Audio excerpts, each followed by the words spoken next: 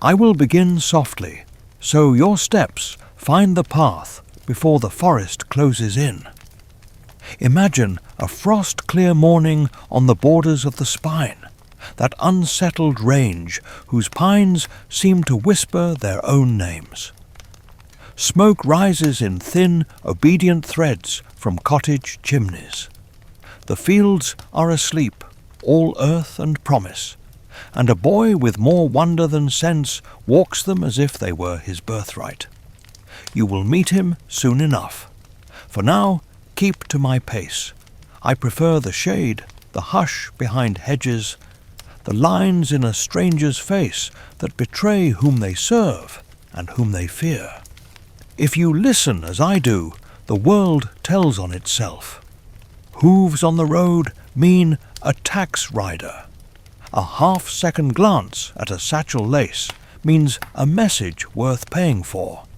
A slip of blue beneath old rags means a story that will change more than a village. Take my hand, listener. We will keep our distance, yet miss nothing. I was raised in chambers where silence cost less than truth. In Urubayan, marble floors remember every footfall, and secrets settle like dust on polished banisters. I learned early that a child's shadow can travel far if the torch is cruel enough. Men called my father great, though their mouths curled on the word as if it tasted of iron. Others did not speak his name at all. The king spoke it rarely, and when he did, servants froze. You have heard the name, no doubt. Morzan. He kept two treasures, it was said, a blade with a temperament, and an oath that bled whoever carried it. You may suppose then how simple my boyhood was. I learned fencing from tutors who watched the door more than my footwork, and rhetoric from scholars who measured sentences like rations. I learned to stare at flaws. When I left, I did so as quietly as a curtain being drawn in an empty room. There are doors in that city, no map records, and roads that begin as rumours. I took one of each. Freedom felt like snow on a raw lip. It stung and it cleansed both at once. I went as far as coin allowed, then farther on the currency of caution. I became adept at being no one. If you have never bought bread by looking like a man who owes nothing, you have not tasted the sweetness of anonymity. It was in those drifting months that a murmur reached me. A strand of talk tugged from a trader's sleeve, and then woven again by a peddler in a wayside yard. A farm boy near Carver Hall had found a stone in the spine, blue as a summer echo. Of course, the talkers said stone, not egg. In Alagaesia, folk have learned to name danger with dull words. They called the spine a wood, though it is a warning. They called the king just, though justice hid behind mailed fists. And so they called that thing a stone, though it hummed the old music to anyone who had ears for it. I had those ears. Fear raises them like wind lifts a dog's hackles. Hope does the same. Do not misunderstand me. I did not go to Carver Hall out of charity. I went for the same reason a man crosses himself when thunder speaks without lightning. If the old world was waking, I needed to know which face it wore. In matters of survival, curiosity is a cousin to caution. I approached by night, keeping the spine to my right shoulder and the habits of the city under my cloak. Villages talk with their windows. A candle brightens when a rider is unknown, then dims as news travels faster than feet. By the time I reached the ridge above the hamlet, 3 dogs had told their masters that a stranger breathed near their hens. I watched their roofs settle. I heard the creak. a thin laughter under ice. On my second dawn, I saw the boy. He crossed a field with the hurry of one who does not wish his thoughts to catch up. There was the look I have come to recognize in those on the cusp of a life they do not yet suspect. Wonder, yes, but also refusal. The way a wild foal refuses a halter it has not learned can mean freedom. He had the bone-straight back of mountain folk and the easy stride of the young. His hands were strong and still honest. He carried a bundle wrapped in cloth that did not belong to a farmer's household. Once the cloth slipped, just enough for a pulse of cobalt to kiss the air before he covered it again. It is an odd thing to see beauty trying to hide. It makes the heart ache, as if a song stopped one note before its crest. There are those who say fate is a road. I am not so sure. From the slope where I crouched, I could see 3 possibilities like paths cleared by different winds. In the first, the boy sells his find to a trader, who brings it to men who bow too low. In the second, the boy keeps it, and the world comes hunting. In the third, the boy breaks it or loses it, and is allowed to grow old on those fields, worn soft by seasons, unremarkable and safe. I admit that last sight was not unpleasant. There is dignity in a life measured by harvests. There is even a quiet heroism in never being counted a hero. I tracked patterns rather than steps, the markets, the changes in price for salt, the way the old storyteller held the attention of youngsters as if his palms were magnets, the sudden polite interest from men whose coats were too fine for barley straw. Brom, they called him, though they spoke the name with that particular country mixture of affection and caution.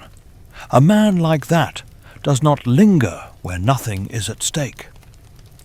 If you have ever sat by a road and watched how a bird alters its flight at the scent of a hawk, then you know the shape of a danger you cannot see. Something leaned toward Carver Hall.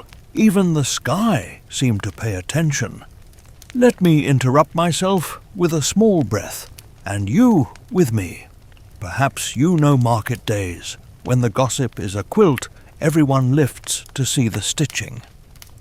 When I was very young, I believed a mystery could be solved simply by buying 2 loaves instead of 1.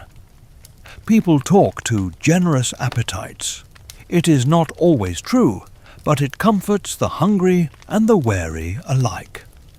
If your own days are full of errands and small bargains, take heart. Great storms are forecast by the same clouds that spoil laundry.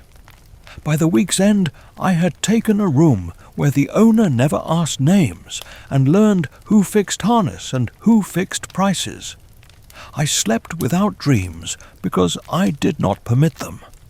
Once, the boy and the storyteller passed within the same hour of my door, one light-footed with secrecy, the other heavy with purposes not yet declared. Another time, I saw a pair of riders on the distant road, their cloaks too dark for honesty.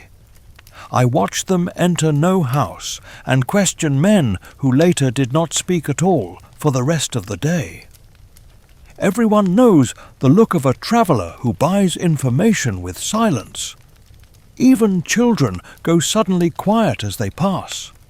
On the morning that counted, the wind dragged a smell of pitch across the fields, and the horizon loaded itself with weather that had little to do with clouds. I felt the old pressure at the base of my skull, that intimate mathematics by which one measures risk and decides how much of oneself to wager. I had come to be a watcher. I knew the wisdom of it. Yet the page was turning without my consent, and I have never been good at letting a story write me out. Perhaps that is the one inheritance from my father I do not despise. He insisted on being present, whether or not he was welcome. I intended to be present, though no one had invited me. A detail for those who demand proof that I did not dream this. The blue stone answered a name that no one in Carverhall could have given it. When lightning keeps itself coiled in silk, it still longs for sky. The old order remembers itself by hatching. That is the truth I carried away from that ridge and down into the hedgerows where the village lanes begin. I will tell you more of it when we reach the firelit nights and the tracks on the frost. For now, understand that I did not choose the boy. I chose to avoid the king's hand, and the choice brought me to him. As evening folded itself neatly along the roof lines, I thought of another life. In it, I might have sat at a hearth, palming a cup, listening to the ache of old boards as they settled into winter. I might have been a man who taught a son to sharpen tools and speak truth, who walked fields naming stones and weeds with the same patience. We tell ourselves that such lives are impossible for people like me, but we still wonder whether a different road, taken earlier, could have led into that tender quiet. I will not leave you with gloom. There is humour even in the serious business of remaining unseen. That night, a goose decided that my cloak offended its sense of order and chased me past a stack of cordwood, honking with the authority of a magistrate. I submitted to the judgment and circled wide, which is to say, even a man trained in the etiquette of thrones can be outflanked by a bird. Remember this when the world seems ruled by grand designs. Small creature disappointers still have their say.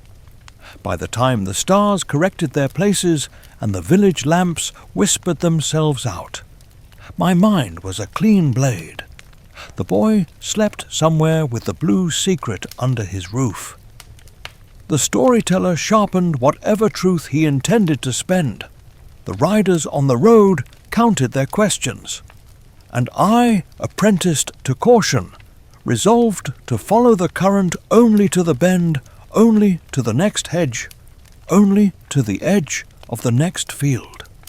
This is how a life tilts, not by leaps, but by agreements we make with ourselves in the quiet, and then keep. The village changed its breathing before anyone admitted it. You could hear it in the smithy, where the anvil's ring took on an eager brightness, as if iron itself expected to be asked for a sword rather than a ploughshare. You could smell it in the butcher's stall, where the sawdust was strewn a little thicker, the better to hide uncertainty. The boy with the secret began to walk as if his shadow had weight. That is how awakening always begins, not with thunder, but with the small rearrangements of ordinary days. Word spread that he had tried to sell his find. I did not need to be present to know the manner of refusal he would have met. In places like Carverhall, knowledge travels along lines of work, not friendship. The butcher would have been the first gate. A man who knows cuts knows values, and a man who knows values knows when to be cautious. I pictured the exchange clearly. The stone laid upon the counter, blue as a sky compressed into a single breath, spangled with pale flecks like frost. The butcher would have flinched behind his eyes, then covered the flinch with a scowl. Perhaps he said it was worthless, a pretty bauble that could not feed a winter. Perhaps he drove the boy out more harshly than he intended, because fear disguises itself as anger in men who handle knives. By night I kept to the hedgerows and roof lines. By day I made myself useful. A traveller who repairs a hinge for free is repaid with conversation, and conversation is a currency the suspicious spend without noticing. From a wheelwright I learned of Brom's renewed interest in the boy. From a woman who sold eggs I learned that the lad's hands had gained a fine tremble, too slight for men to observe, too obvious for a mother. From a child I learned the most important thing of all. When the boy thought no one was watching, he listened to the stone, the way one listens for a heartbeat in a shell. That night the wind unbuttoned the sky. I lay in a loft that smelled of dried thyme and mouse rustle, counting my breaths as soldiers count steps to a gate. Somewhere not far away, the old world shifted upon its couch of legend and put its feet to the floor. If you have ever awoken in the instant before a storm breaks and felt the air's skin tighten against your own, you know the sensation. The hair at my nape rose, and a taste like struck iron laid itself on my tongue. I did not hear a cry with my ears, but something in the quiet called, and something in me, which I thought long since trained to silence, answered. I have felt power before. In the king's halls it strides openly, perfumed and armoured. In the tents of rebels it sits, with its back to a fire, suspicious of sparks. This was different. It was a birth, not a proclamation. It moved like a question under skin. Glass would remember such a movement by cracking. Stone would remember it by humming. A name hovered, not yet spoken, but shaped in the air like a cup ready to be filled. At dawn the village was itself again, but only as a man is himself, after his first realization that he is mortal. Bread was bought, repairs promised, tempers fenced with, and yet the boy's gaze had altered. He looked at the world as if it had replied to him personally. You cannot fake that look. He wore a glove on one hand, a clumsy disguise. He flexed that hand when he forgot himself. I knew then what Brom would soon confirm in his own way. The old sign had returned to a mortal palm. In another life I might have envied him. In this one I calculated. The old storyteller hovered near, pretending nonchalance with the skill of a veteran. He told the children a tale of dragons, careful to twist the thread so that the name Sapphira fell like a casual bead. The name sat on the air, innocent as a bluebird, and the boy's face flinched almost imperceptibly. Names are ladders. You can climb to meet a thing by knowing how to say it. I could not see the hatchling then, of course. She would have been no longer than a man's forearm. Her scales the precise blue of glacial melt. Her eyes considering and too old. The first touch would have marked the boy with the silvery oval the bards sing of, the Gedway Ignacia, seared into skin and then into fate. But even without that sight, the village's geometry told me what had occurred. Paths bent toward his door, questions multiplied like starlings in a hedgerow. Brom's attention sharpened from fondness to stewardship, and in the spaces between these movements fear compiled its ledgers. Do not think me immune to wonder.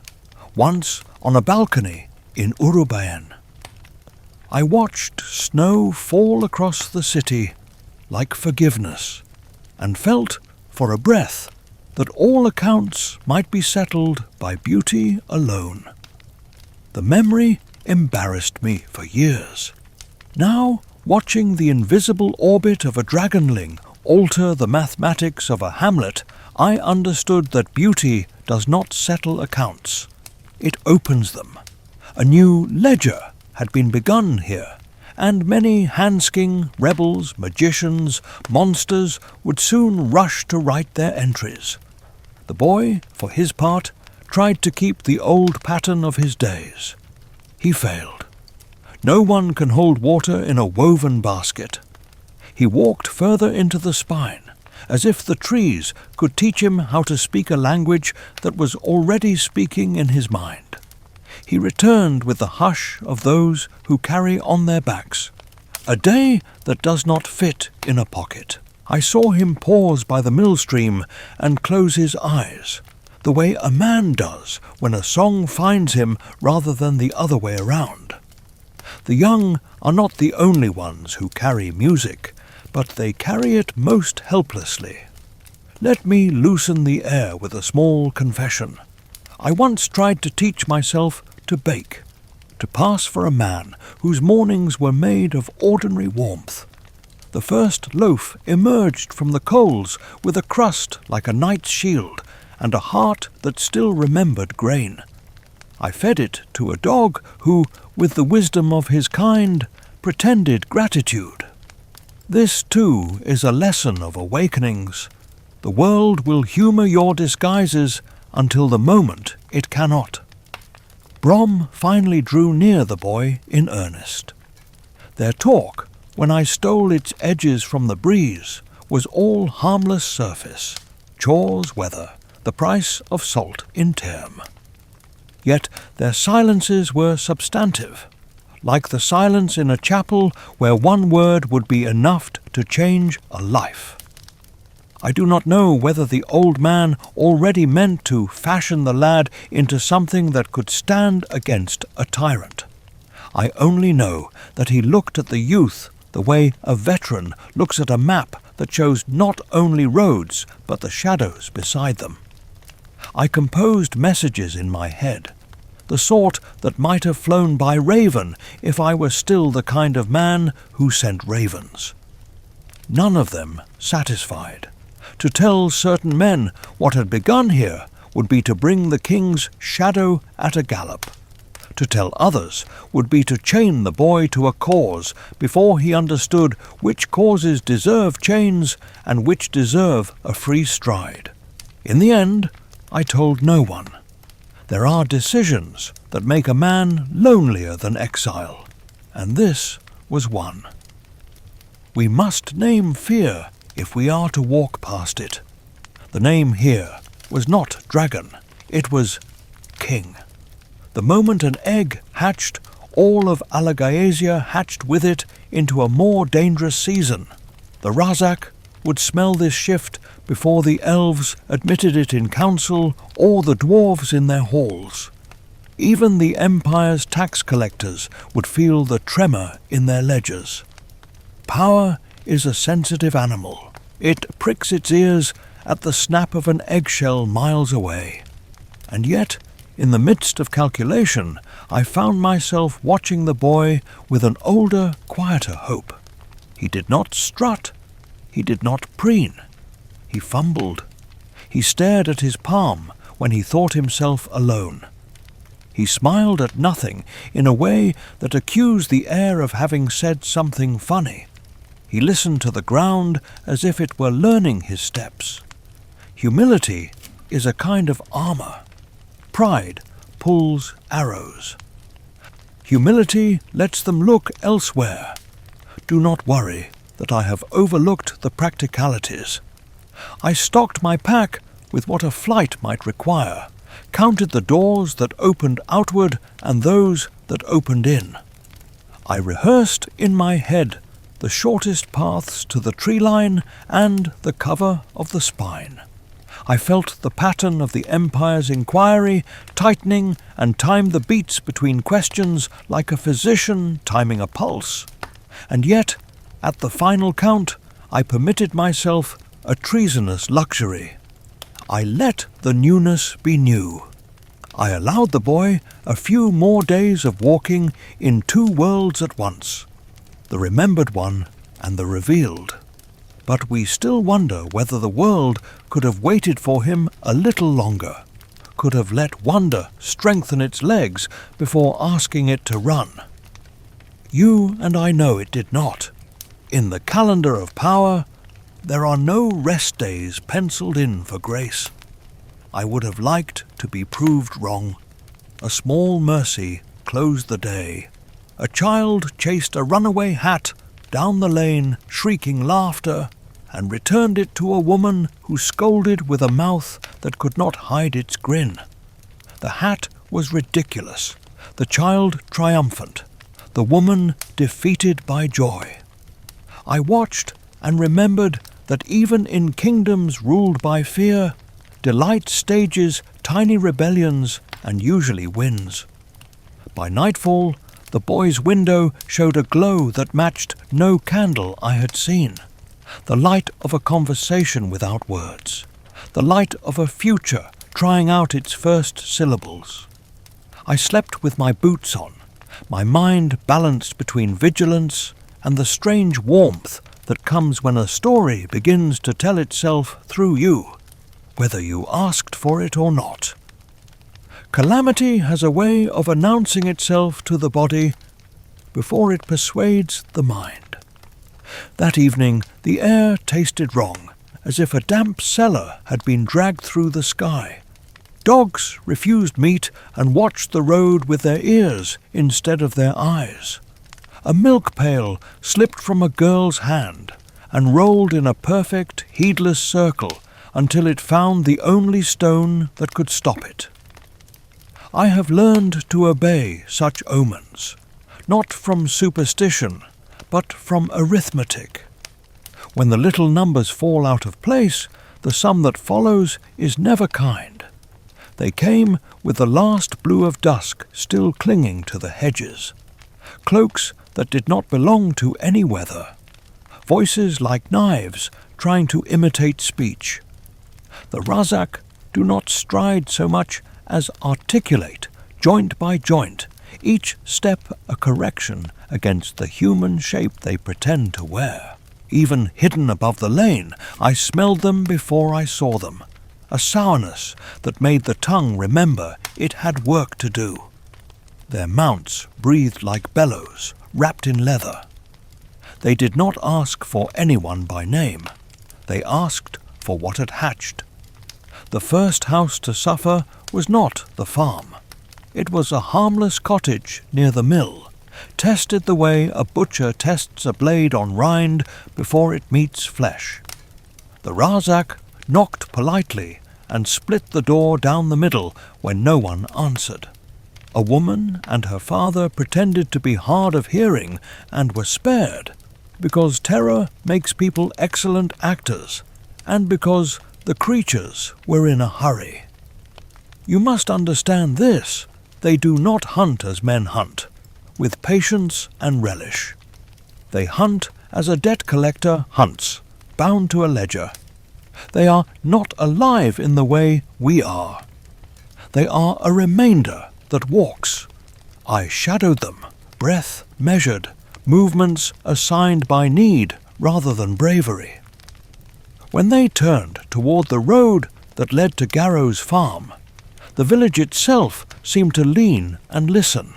A candle flared in an upper window and died in shame. A door's latch lifted and fell again without opening. Children were pulled inward by hands that did not explain. Even the geese, those household sentinels, arranged themselves in silence. If dread can conduct an orchestra, it conducted Carver-Hall that night. At the rise before the fields, one of the cloaked figures tilted its head toward the dark mass of the farmhouse and emitted a chittering remark that made the hedgerow quiver. The other replied in the same broken music, then produced a small flask whose stopper came loose with a whisper. I could not see what was poured, only that the liquid took to wood with an eagerness I have not seen in honest fire. Flame travelled in a line too straight for accident, climbed the grain of the door as if it had studied carpentry, and set the threshold aglow as a priest sets a candle. Inside, startled shadows tried to become people. A cry, unmistakably the boy's, carried across the yard and struck the night like thrown gravel. Another sound answered, not human, the rasping protest of a creature torn from the sleep of its kind. I did not need a clear view to picture the movement that followed. The dragon's wings hammering the air, the boy wrested from the ground by a strength that belonged to a different age, the desperate flight toward the forest's black cover. What none of us saw, and this matters, is the exact shape of the look he left behind for the house where his uncle still struggled. That uncertainty has its own kind of gravity. I moved then, not toward heroics, but toward angles. A direct assault would feed the ledger exactly what it had come to eat. The Razak do not duel, they subtract. I cut along the orchard's back line, letting the trees write me into their shadows, and watched for the gap that always opens when confidence overruns caution. It came, but not where I expected. A farmhand brave, foolish leapt from behind the pig shed with a pitchfork held as if it were a king's spear, and learned the difference between iron and the idea of iron. He lived because the creatures did not bother to finish what did not matter. That indifference nearly unmanned me more than their cruelty. Garrow fell before I reached him with the steadiness he had brought to all his winters. There is a way men take wounds when they have had practice at weather. He tried to get between fire and memory, as all good uncles do. The blows that found him carried more than weight. They carried a tincture that punished flesh for having the audacity to be flesh. Later, in a room that smelled of burned straw and old herbs, Brom would name the poison and curse men I once dined with.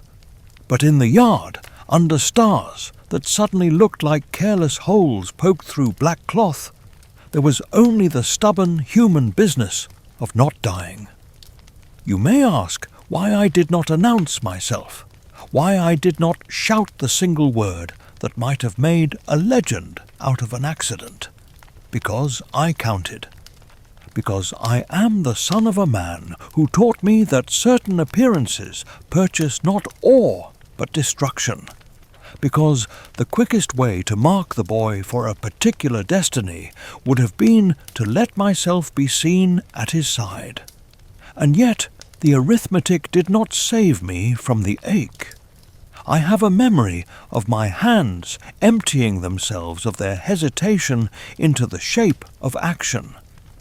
I pulled a burning beam away from a doorway that would soon be a grave, and dragged a man 2 arm lengths closer to a hope that could not hold. No one saw. I did not require a witness. Brom arrived, later than his instincts would have preferred, earlier than his years excused. He moved like a man carrying a debt only he remembers. The way he took Garrow's pulse, the way he looked at the ash for footprints that might tell him which cruelty had visited, the way his shoulders did not slump until he was sure no child watched. These are the details by which I learned to trust him. Against my training. He did not call out dragons or riders. He called for water and for clean cloth and for someone who could be trusted not to talk with more than their mouth. It is a discipline, that kind of mercy. For a day and a night, Carver Hall became a ward. Doors swung as if on one great hinge, and the dead were discussed as if eavesdropping. The boy returned only long enough to stand beside a bed and be told there is nothing to be done that can be done. I stood far enough away to be a rumour. Saphira kept to the spine, her absence a presence so loud the cows lowed at it. The Razak, having done their arithmetic, vanished back into the sum that had sent them. They leave few footprints you can trust. They leave a deficit you cannot repay. Allow me a lens of the ordinary to keep your breath from tightening. Amid the ash, a child found a bell that had somehow kept its ring. She shook it with solemn concentration, then, satisfied that a sound still lived in this place, returned it to the step, and told her mother that not everything had burned. Another man, known in the village for his thrift, gave away a loaf without announcing the gift, and was betrayed by the crumbs on his coat. Such treacheries of tenderness, of decency, are the revolts that keep a country inhabitable. We do not select our trials. They select us by colliding with our quiet arrangements. The boy made his choice before he knew he had made it. Flight does not consult calendars. Brom, too, chose, and the lines of that choice would braid themselves into a road that led through more dark than daylight. As for me, I took inventory. I weighed the cost of stepping from the hedge into the firelight of their story, knowing that appearance is a promise, and promises once made to the living, to the dead, to oneself have a way of extracting payment. But we still wonder whether a slower grief might have saved something finer in him, whether a week more of boyhood could have armoured the man he would have to become. The world did not offer it. The world seldom does. It teaches by the shortest, cruelest proofs, and expects us to supply the theorems afterward. Toward evening, as smoke thinned into the kind of smell that follows you for days, no matter how many times you wash your cloak, I went to the ridge where I had first watched him cross a field with a secret. The field was ugly now, as honest places are after they have seen dishonesty. I tried to imagine a future in which the boy learned to bear his hand without flinching, and the dragon learned to fold her power without apology. The picture would not hold still. Futures seldom do when too many hands reach to shape them. I will tell you a small, ridiculous thing, because the heart needs balance. A goat, unimpressed by calamity, commandeered a toppled washtub and made of it a stage from which to inform the world of its opinions. It shouted at wind, at ash, at my boots. I bowed to it and conceded the point. It seemed to please the creature. There are sovereignties even kings cannot touch. When darkness finally settled without argument, I made my decision. The ledger, I feared, would find the boy whether or not I kept my counsel. My presence could yet be a shield disguised as happenstance. I would follow at a distance measured in trees and in the time it takes for a thought to become a vow. I would not yet declare myself. The night had had its declaration. It was enough. Brom did not ask permission from grief to become necessary. He stepped into the boy's days as a man steps into a boat that is already moving with the calm of someone who has learned how to keep balance after falling more times than he bothers to count. He carried a pack that looked smaller than his knowledge, and a staff polished by long argument with roads. His ring, the one set with the blue stone, caught light the way a truth catches the tongue, briefly, then completely. He spoke little the morning they left. He did not need to. Departure speaks for itself. I kept them in sight without letting them own my shape. The road south made a brown seam between fields, put to sleep. The spine rode the horizon on our right, like a slow animal that will not be tamed. Brom set a pace that embarrassed haste and ennobled endurance. The boy matched it, not because he was strong, though he was, but because he had no other measure for punishment that would look like progress. Sapphira stayed high, a blue thought against a pale sky, learning how to be enormous without being seen. When she stooped, it was never to the path, but to the edge of the path, as if she understood that plain sight is a vow you cannot unmake. Brom taught in fragments, as if wisdom were better absorbed in sips than gulps. At midday he corrected the way the boy held a knife, turning the angle of the wrist by a thumb's width. That tiny correction meant the difference between carving bread and carving bone. He named the parts of a sword not as hardware, but as anatomy: bone, sinew, edge, temper. He spoke of balance, as if he were discussing character. When the boy faltered and apologized, the old man breathed once, and said only that apology spends the strength you need for the next stroke. This is how I knew he had trained soldiers and children, and finally himself. A detail from the old order entered their talk as lightly as a bird lights on a fence. Brom told the boy that words in the ancient tongue are not decorations, but levers that lift reality, and that to speak them without the strength to pay is to sign a note you cannot honour. He did not say Brisinga yet, but the idea of fire walked beside them like a companion waiting to be introduced. The boy listened with the alert humility of someone quite willing to be wrong if it will make him precise. Humility in the young is rarer than luck. Watching it work felt like spotting a spring under last year's leaves. I should tell you about the blade. It was not the red sword that would one day become the measure of our shared fate. That instrument had not yet changed hands. The boy carried a plainer weapon, smithwork honest enough to hold an edge if well tended. He held it with the innocence of those who think steel is merely a longer arm. Brom cured that innocence in a morning. He had the lad stand, feet set, as if roots meant loyalty, and showed him how a blade asks for the elbow to learn modesty, the shoulder to learn restraint.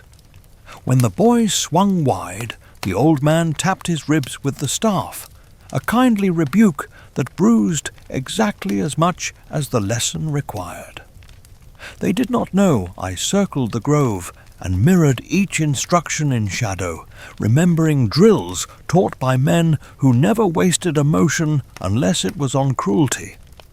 It is one of the stranger mercies of my life that the same body can learn two contradictory philosophies of a blade and keep both ready. Under Brom's voice, even at a distance, I felt certain redundancies leave my muscles, as if a locksmith came in the night to oil stiff tumblers and slipped away before the door knew it had changed. Brom still told stories when the path allowed it, but now the stories behaved differently. In Carver Hall, his tales had been lamps hung at windows to make children feel braver about the dark. On the road, the lamps turned into mirrors angled to catch light from a far fire. He spoke of the riders as people rather than pageant, how one of them might spend an entire day correcting a saddle stitch because neglect begins with thread. He unbraided the myth into chores and, by that simple dishonouring of glamour, honoured the truth. The boy's eyes sometimes shone with hurt when the old man sanded the legend. Then they steadied, because quiet facts are a kindness to those who must survive them. I will give you a breath here, because the air grows close around instructions.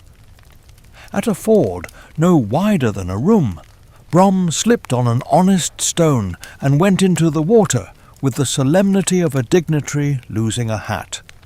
He emerged dripping, beard decorated with creek weed, and delivered a lecture on the treachery of rocks that convinced perhaps the rocks.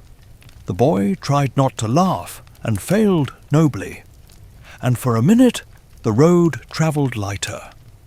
Even Sapphira, from her high reserve, stitched a lazy circle that looked suspiciously like amusement. There is relief in discovering that teachers are subject to gravity. By night, lessons turned inward. Brom made the boy tell the story of his day in order every footstep, every decision, every doubt. He interrupted to ask where a choice had been made without being noticed. He did this not to embarrass, but to teach the shape of attention. A rider, he said, must be present twice, in the world and in the world's reflection in his own head. He cautioned against magic drawn in anger, because rage digs a well that thirst quickly deepens. He spoke of oaths as cages that can also be cradles. He said this softly, like a man holding a memory he has both forgiven and not. Sapphira and the boy practiced closeness with distance, a discipline rare in any species. He learned to send a feeling like a hand across a table. She learned to reply without crushing the table. The boy's face, in the firelight, sometimes became the face of one listening to a lullaby no one else can hear. There are lessons that make noise and lessons that make silence. The best make both at once. I wondered how long I could remain advisory to myself without forfeiting the right to act. The road offered answers in the form of travellers who looked with quick curiosity and slower suspicion.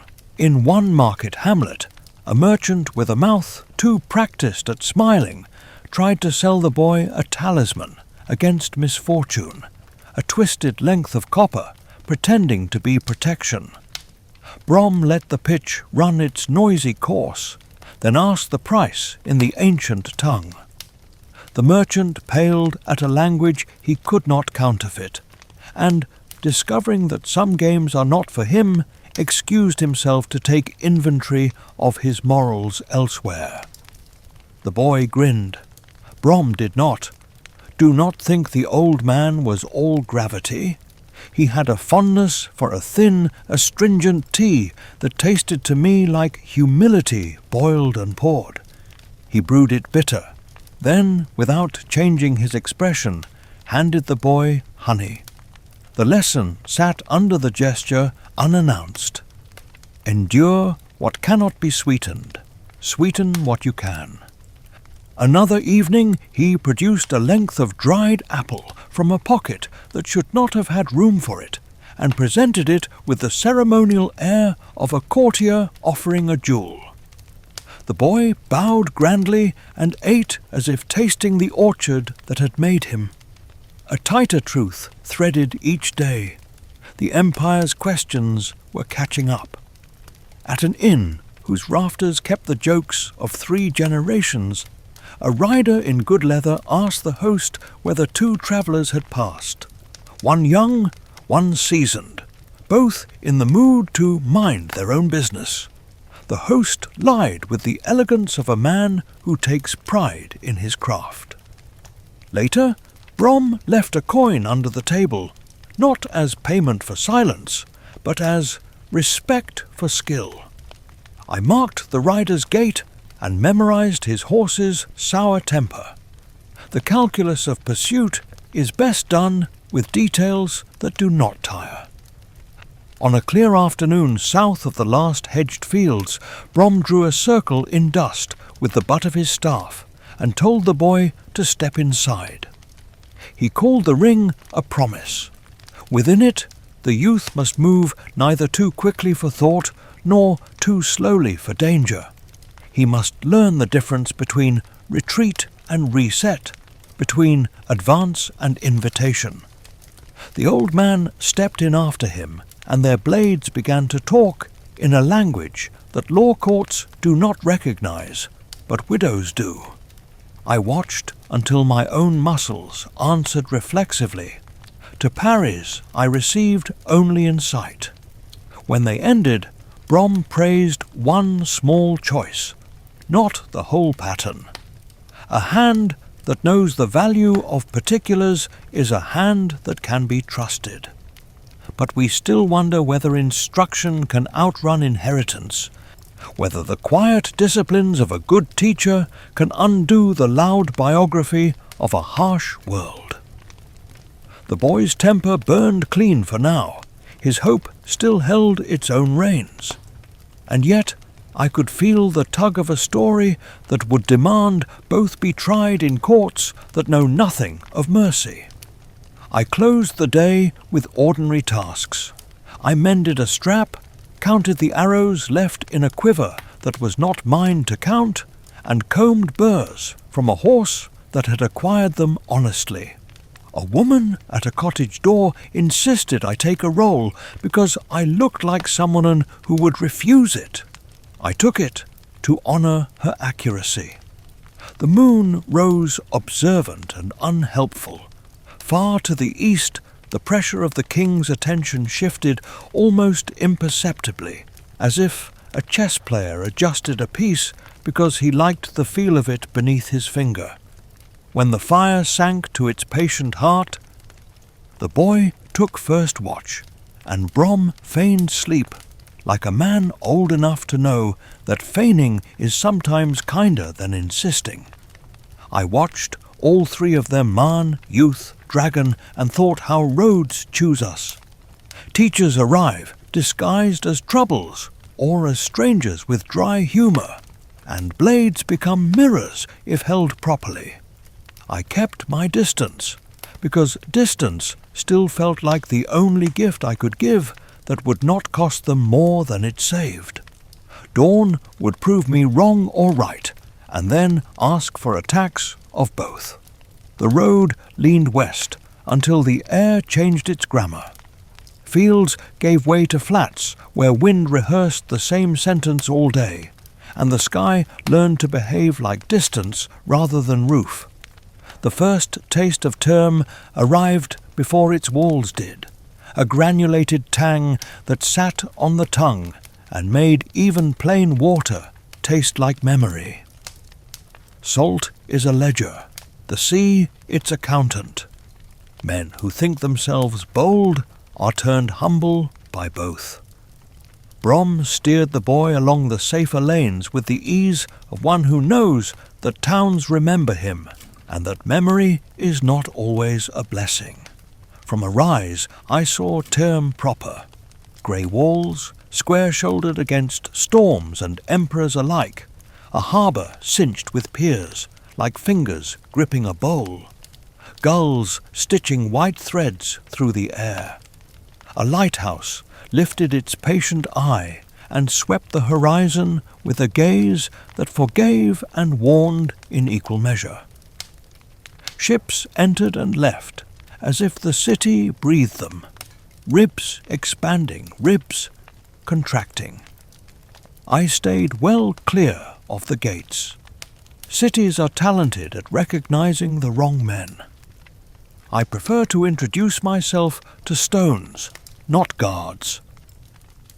Brom presented himself beneath the arch with the absent-minded authority of a man who once had right to pass without question.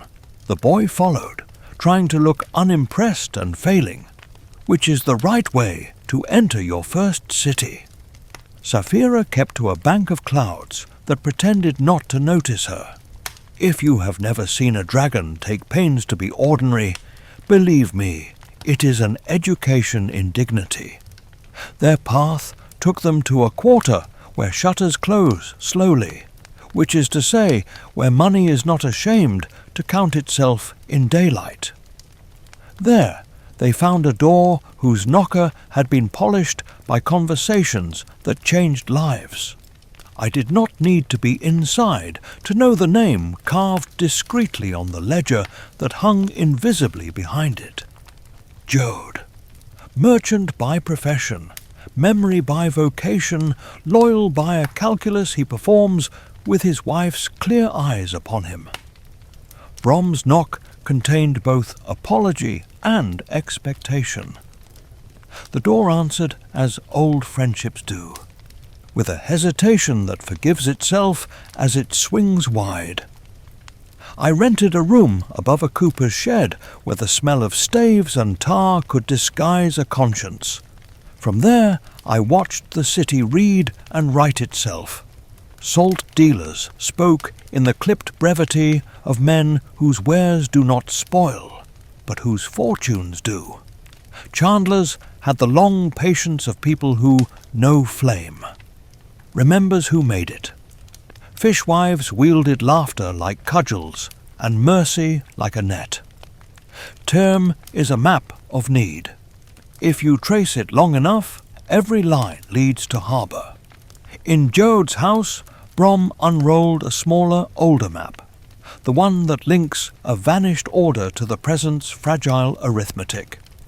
The boy handled books with the reverence of someone who suspects words might be heavier than iron.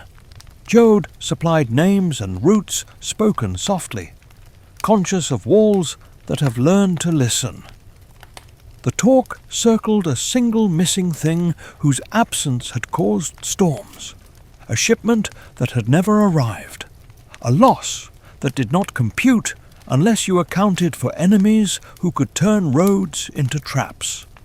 The name Varden floated at the rim of their sentences like a boat that might be needed if the harbour ever caught fire. I did not idle. A man from the docks, more tattoos than teeth, described a ship that had changed its colours twice in one day. An economy of deception I recognized. A customs clerk drank his lunch and let slip that the Empire's agents asked more questions than they wrote down. A runner in the employ of a lord with too many rings for one hand spoke carelessly of a merchant whose loyalty had been weighed and found negotiable. Term hums with rumour the way a hive hums with honey, and like bees, rumours sting the wrong hands. I cupped them gently and kept what would serve.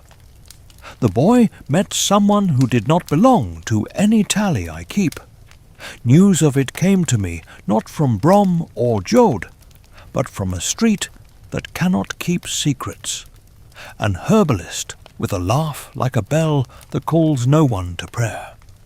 A woman whose speech ignored the lanes men had laid and walked where it pleased. She told fortunes the way a storm tells sailors whether it intends to be merciful. At her heels padded a creature that was more cat than cat, eyes like polished dusk, opinions older than our politics. The city remembered her with a smile and a shrug. I did not approach. There are currents you do not wade into unless you are prepared to admit you cannot swim as well as you claim. Brom sought records with the hunger of a man who knows paper still outwits steel. In a counting house that smelled of ink and salt, he traced columns to a name that had been erased with too much care, which is to say, with guilt. Jode supplied a slender clue no thicker than a hair, and the old man turned it until it caught light. The boy watched, learning that quests are not all swords and gallops. Many are patience, and listening to clerks, and understanding that a miscopied figure can be a battle cry. I will lend you a breath by telling you how Term shows its humour. A fishmonger put a sign over a barrel, "Best today because I said so." Men argued with the sign and bought anyway, defeated by the clarity of its logic.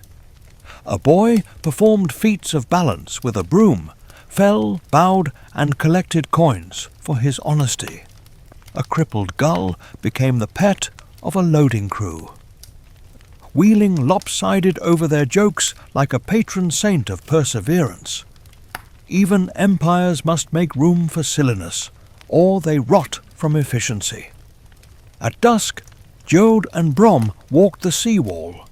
They wore the faces of men who have loved the same lost thing, and will not quarrel about who misses it more. The boy leaned on stone worn smooth by centuries of looking. He learned something I wish someone had taught me early, that a horizon is not a promise, but an invitation, and invitations can be declined without shame. Saphira's shadow crossed the harbour once, mistaken by the inattentive for a cloud. The attentive stilled, smiled privately, and said nothing. Term knows when silence is an investment. Night returned with the business-like slap of waves against pilings. In a tavern where sailors measure truth by the inch, not the mile, I heard an old man mutter that the sea keeps no enemies, only meals. I went out into the wind. Stars were busy and did not bother with us. The Empire's questions moved like a school of predatory fish, turning as one mind. I counted exits the way a monk counts prayers. If discovery came here, it would arrive not in shouts, but in the quiet way doors lock themselves. The boy left Jode's with a face that had been opened by a book, and then closed again, by caution. He and Brom returned by lanes that changed their direction when followed. Jode stood in his doorway a moment longer than necessary, the posture of a man who has lent the world something and is waiting to see whether it will return it with gratitude or teeth marks. I admired him. Not all bravery involves blades. Some is ledger-lined and accompanied by a wife who understands the interest due on certain risks. But we still wonder whether the city gave too much away, whether a taste of archives and prophecy and the sea's large language hurried the boy's steps into a story that might have unfolded more gently if left inland. Such wondering is a luxury of observers.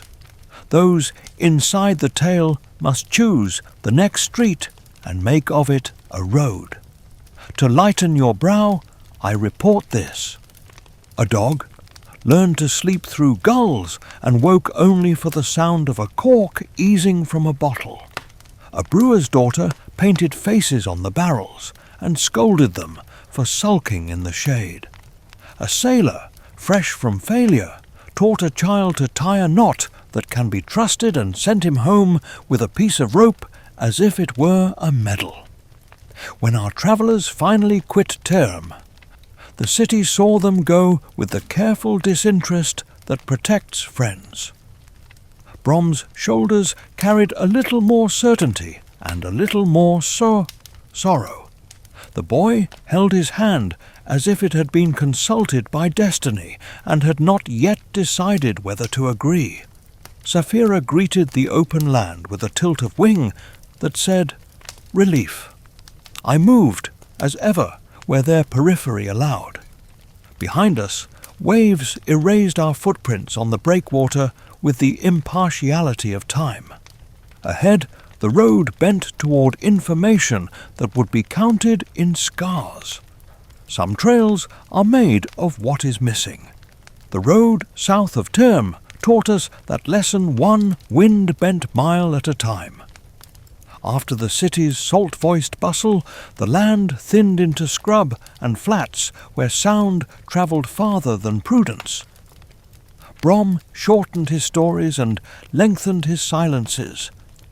The boy learned to test his footfall on the air before trusting it to earth. Saphira skimmed the sky in high arcs that promised indifference to any watcher who did not know how to count the regularity of a guardian's circle.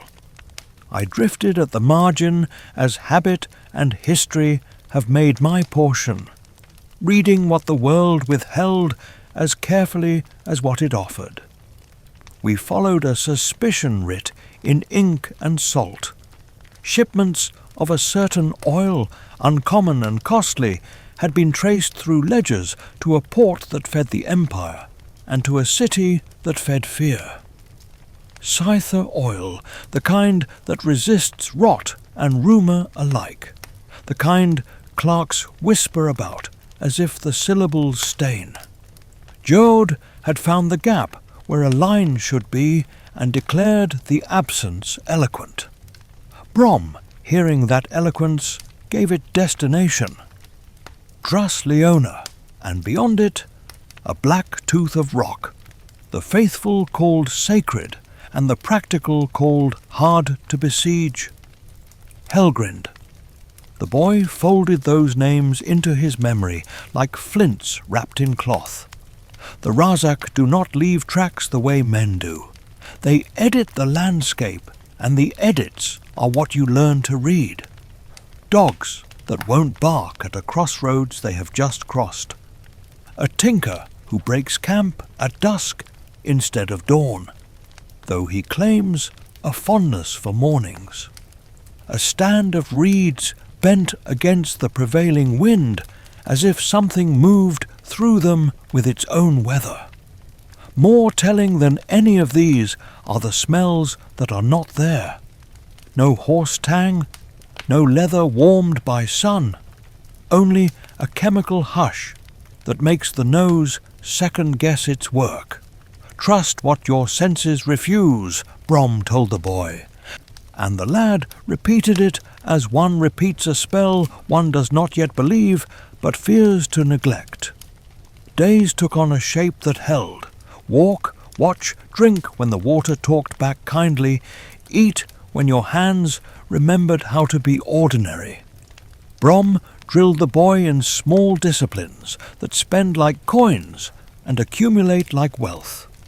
He taught him to breathe before drawing, to blink before deciding, to see how a broken twig says as much about direction as a shouted order. He set ciphers in their holt stones in threes, ashes smoothed in a particular curve attesting whether the lad could recognize a message that looks like tidying. Saphira, from above, widened the world into a map, and from time to time the boy would close his eyes and smile, the way one smiles when a wise voice chooses your mind for its hearth. It is a humbling thing. To be schooled by instruction never meant for you. I mirrored their exercises in dark water and found that even my stubborn learnings could bend a little toward a gentler geometry. Where my teachers had prized dominance, Brom prized presence. Where I had been taught to finish, he taught when to stop. He corrected the boy's stance with a broom handle instead of a bruise, and in that choice I recognized a courage rarer than ferocity. Once, in a stretch of cattail marsh that refused to adopt a horizon, Brom stopped and crouched. He pinched something dark from the water's meniscus and rolled it between finger and thumb. "Lantern pitch," he said lightly, as if discussing a garden seed. The boy frowned, guessing the rest without wanting to. "Pitch pairs with oil. The creatures we followed prefer to carry night with them."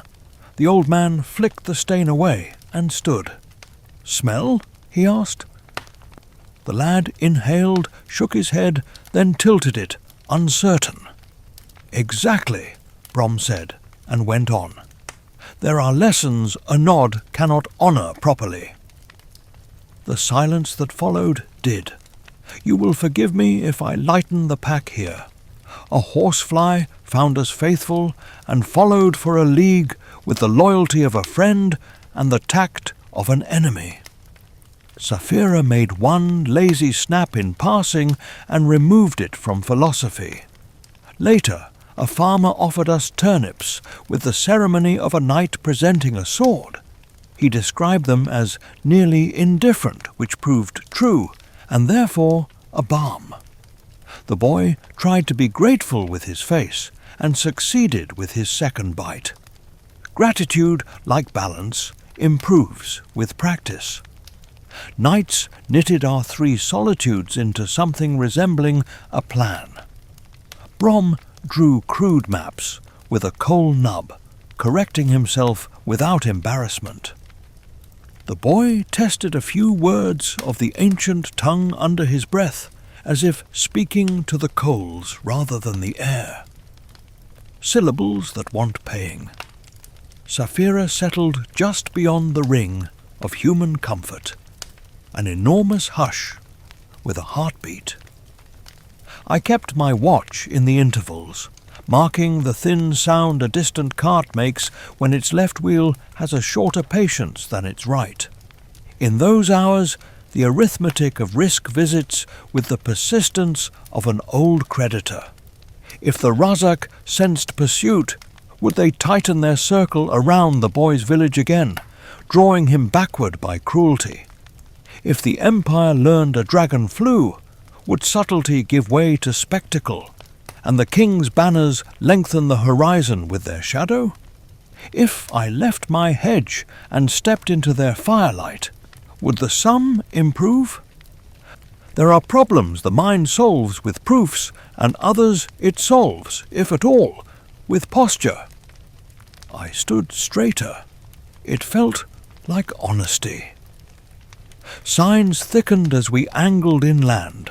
A hawker in a wayside square swore he had sold a coil of rope to 2 men who smelled of vinegar and wore their cloaks as if uncertain which parts were arms. A girl collecting kindling told us she had dreamed of a black hill with teeth and woke with grit in her mouth. Brom paid her for the dream with a coin and a compliment, kissing her palm with both. The boy asked why. Because truth likes to be thanked promptly, the old man said. We skirted a garrison town whose walls watched with the courtesy of suspicion. An officer with polished pride inspected passers-by by the angle of their chins. We became nobodies with expert care. In a stall where apples sulked in straw, the boy reached for one and then didn't. Sapphira's distant amusement ruffled the back of his hair. Later, he murmured to no one anyone could see. The vendor decided to be charitable and miscounted in the lad's favour without admitting it to himself. Charity often disguises itself as arithmetic. At a shallow ford, Brom set the boy to crossing and recrossing until he could step without teaching the river his name. Water remembers carelessness, he said. It tells on you to the next watcher. The lad laughed, then discovered the truth of the maxim when a trout flicked away at just his passage. Sapphira, delighted, sent down a wash of pride that warmed him like soup. Watching the invisible conversation between them, I felt a small ache I did not invite and did not dismiss. We shared the usual ailments of travellers, blisters that negotiated their boundaries like petty lords, a pot that chose to scorch one day and behave the next, weather that made elaborate promises and delivered only a shrug. Once a storm rehearsed itself noisily on the horizon for an hour and then forgot its lines. Brom called that mercy. I called it competence. The boy called it beautiful.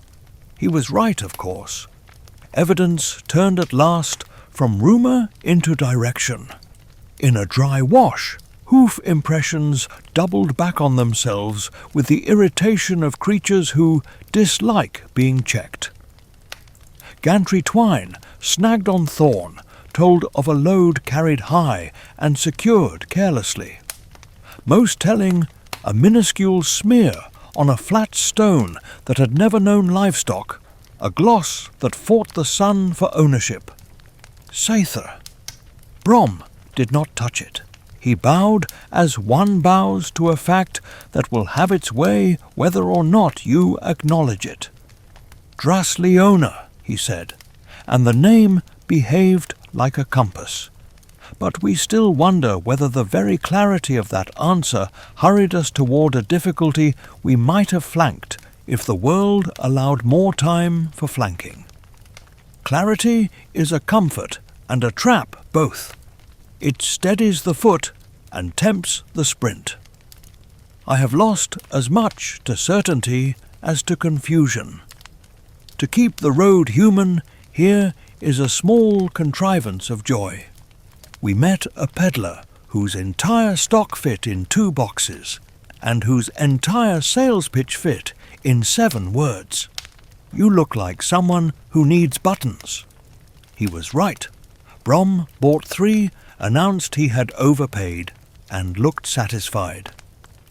The boy stitched one onto his cuff that night with the concentration of a surgeon, and wore it the next day with uncalled-for pride. Dignity lives wherever we decide to invite it. The land slowly admitted a new skyline. Far away, where colour hesitates before choosing, a dark tooth rose. Helgrin's promise. The boy squared himself, then remembered to breathe. Brom's jaw set, then eased, as if an old quarrel had sent a letter of greeting. Saphira narrowed her flight, loath to cast a shadow that could be counted by the wrong eyes. I measured my pace to a rhythm I knew too well, the quiet drum of approaching necessity. That night, when the fire had learned to be companionable, Brom asked the boy to recite our day backward. He did, haltingly, until the details began to arrange themselves with their own logic. "Good," the old man said. "Now forward, leaving out everything that belongs to fear." The lad tried and discovered that much of what he had collected still stood. He looked relieved and older by a sliver. Saphira hummed something that could have been approval. We slept in turns under a sky that pretended ignorance. In the distance, a single lamp moved along a hill road and then went still. The smell of the scyther smear seemed to follow us, though I know it did not. Some realities, once acknowledged, expand to fill the available space. Dawn would carry us closer to walls and questions. Our answers would have to learn the manners of cities. For the moment, the plain held us politely, and the stars withheld comment. I thanked both for their discretion. Cities that kneel pretend to be proud by building taller. Drasleona rose out of the flats with that kind of pride, its walls thick with the soot of 1,000 kitchens and 100 cruelties, its roofs pitched like brows that never relax. Beyond it, where the land forgets to be kind, a black fang shouldered up from the horizon. Helgrind did not look like a place so much as an accusation the earth had chosen to keep. Between city and stone lay a scum-bright expanse of water, Lake Leona, whose colour is the colour of secrets told late.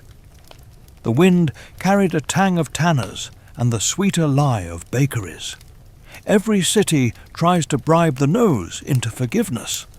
Brom let the boy stare and then let him stop. He had taught him that gaping is a tax a place will gladly levy. Better to pay once than close the purse. They entered with the measured inconsequence of men who have never been worth a toll, and the guards board, competent, watched just enough to be able to say they had. Saphira kept far back. Even at distance, she disliked the way the cathedral's shadow fell like a net thrown too expertly to be random. I remained the rumour on their periphery, choosing alleys where rain bothers to visit. Drasleona sounds different from Term. where the seaport speaks in coins and shouted weather, this city mutters prayers, even in its bargaining. A bell somewhere insisted on its own importance every hour. Streets sloped toward a dark, over-large cathedral whose builders had loved the weight of stone more than the light it blocked. At its doors, a procession of the faithful practiced a choreography of fear. Heads bowed a precise depth, hands joined with a piety that wanted watching. In their hymns I heard not hope, but appeasement. Everyone glances at Helgrind when they sing. It is a habit as unchosen as a shiver. We had come for oil and for arithmetic, the oily record of shipments that gives the Razak swifter passage through the Empire's throat. Drasleona houses the kind of men who treat ledgers as instruments, not diaries. Brom guided the boy past stalls where eel-eyed clerks sold favours spelled as fees, down stairwells that smelled of mildew and law, to counters where ink grows teeth. He made small jokes about quills to put copyists at ease, and then became as dull as paper, until a book put itself in his hands, from sheer relief. The boy watched him work. That Artau patience is a lockpick as delicate as any fashioned of steel. A detail to keep us anchored to the true. The cathedral's north door bore iron studs shaped like eyes. Children dared each other to touch them, and then ran, shrieking as if the metal had blinked. Inside, candles smoked the air into honeyed gloom. A priest in a cloak, black enough to resent light, preached in a voice that never quite became a voice. He spoke of duty to what waits beyond the lake, and of sin as disobedience to gravity. The faithful nodded because nodding is easier than choosing. I kept to a pillar and counted the coin a man in the third pew contributed. It was a sum designed to be noticed, not to cost. Brom left the boy at a cart of tinned fish and vanished under an arch you would not notice if you were not taught to notice arches. It was Geod's absent inkwork that pointed us here 2 cities ago, a gap in a page that could be filled only by a place where oil is stored where it shouldn't be. The old man's errand would risk questions no sword can answer. I tracked the boy instead. He moved carefully, as if keen not to teach the city any of his habits.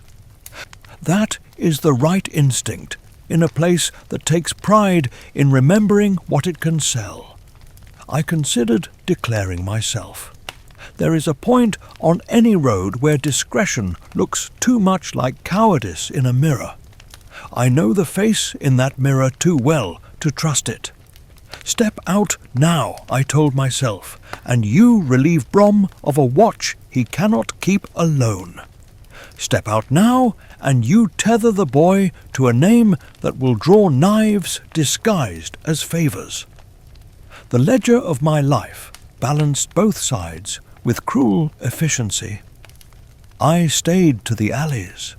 The Razak announced themselves as absence before presence, a flyless hush, a whiff like vinegar trying to be rain, a lane emptied by no visible authority. The boy felt it before he knew he felt it. His posture shifted by a degree enough for those who live by reading shoulders to read danger in his. He put his gloved hand to his side as if an itch had found a scar. He did not run. Courage is not flightlessness. It is the right timing of flight. Brom returned with a face boiled down to essentials. He had found what he came for, records that proved oil had been diverted with care toward a destination that prefers to be named sideways. He spoke low, about casks and codes and a warehouse master who licked his lips on inconvenient syllables. The boy listened and then asked the exact question that most men avoid, because it puts cold air in the throat. If they are here, are we already too late? Brom did not lie. He said only that lateness and readiness quarrel daily, and sometimes one wins. The city, wishing to remind us that it is a city and not merely a stage for dread, offered its theatre of ordinary mercies. A seamstress scolded a dog for sleeping on her chalked hem, then spread her apron for the creature as if she had always meant to. A street urchin sold us shadow-resistant candles, which were candles and not resistant to much, and demonstrated their power by lighting one at noon. Brom bought 3, and the boy laughed with the kind of gratitude that repairs an hour. A fishmonger, seeing us hesitate, insisted we taste a sliver and then charged us in compliments rather than coins. I paid him a sliver of truth, that his generosity would be remembered in places that matter. He scoffed, pleased. At twilight, the cathedral exhaled another procession. The singing skirted Helgrin's silhouette as if the melody feared to touch it. From a roofline, I saw 2 cloaked figures detach themselves from the nave's side door and not join the faithful. They moved like men told to be precise. Their path angled toward a warehouse district where barrels sit like patient conspirators and where oil takes on its vocation of slipperiness. I followed at a distance the width of a doubt. Brom and the boy found the same scent differently. They reached the district by the safer route, learning the rhythm of a watchman's boredom. Counting the stairwells, a man could disappear into and come out someone else. Sapphira pressed herself against the dusk and became a silence the sky preferred not to explain. Even a dragon can be gentle when gentleness is the bravest form of strength. In an alley where rain had failed to arrive for weeks, Brom crouched to touch a smear that refused to dry. Sather. He did not say the word. He stood and asked the boy whether he was hungry. The lad said no. They both were. Night threw its cloak fully at last. Drasleona wears darkness as a tastemaker wears black, to hide stains and to look thinner than it is. Lamps cut holes in the cloth.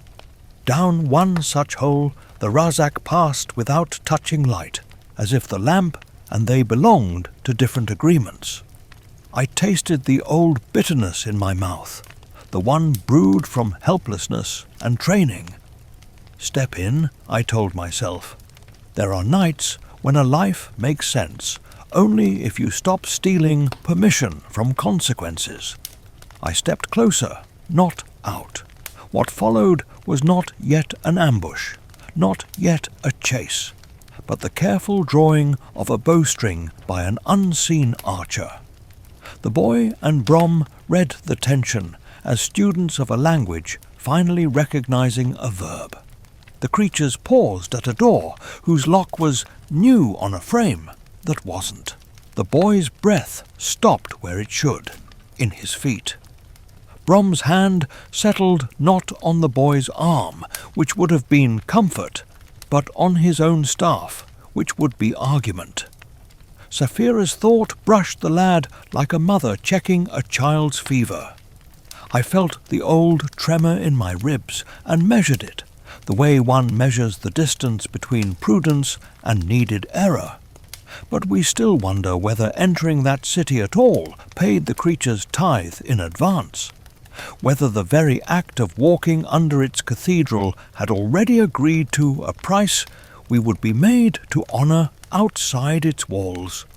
There are geographies that charge passage not at the gate, but later, in places where the road narrows and names catch. Allow me a sliver of relief for your lungs.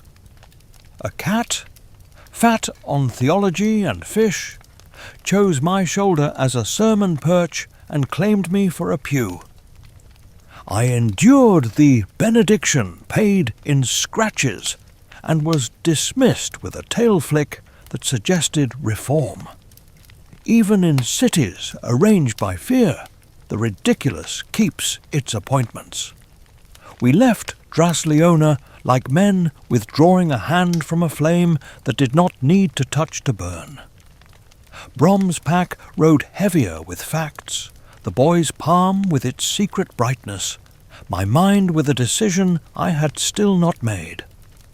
Behind us, bells practiced certainty. Ahead, the land unrolled a darker grammar. The creatures had taken our measure and left us to pay in intervals. The first payment would be demanded sooner than honesty could advise and sooner than hope could prepare. There are turns in a road that are not bends, but verdicts.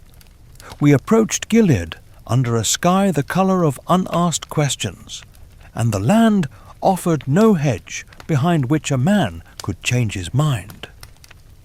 Brom read the fields like a ledger, and knew the sum would not favour us. The boy felt it too. His new silence had edges. Even Sapphira, who had learned to be weightless when watched, flew with the careful dignity of one preparing to be counted. I, who had promised myself the comfort of distance, felt that promise slacken as if the knot had been tied in wet rope. The Razak do not lay traps so much as arrange inevitabilities. Ours began with the ordinary kindness of a cook fire, a campsite chosen because it looked too honest to be wrong. Brom tested the wind, as he always did. The boy set water to thinking about boiling. We permitted rest to negotiate with prudence. When the creatures came, they arrived as a silence that pushed the firelight back a pace. Their breath brought a chemical memory of vinegar and dust. Sapphira struck the dark with a growl that made the ground question its profession. Steel answered ours late, theirs early. I broke cover. I would like to say it was bravery, but it was arithmetic that finally ran out of places to hide. A staff against a blade buys a second and loses a life. I brought an arrow to the argument and taught it to choose a throat. The creatures recoiled, adjusting their imitation of men. Brom moved with the practiced care of someone who has promised others that panic would never see him. He put himself between the boy and the ledger that collects what kings wish to own. Sapphira hit the clearing with a whisper that was also thunder, and, for a heartbeat, all our mathematics equalled freedom. Then the tax fell, a sickle-shaped strike casual as flicking dust from a sleeve, found the old man where no defence mattered. He did not cry out, he did not need to. Sapphira's voice, not in words, unstitched the night.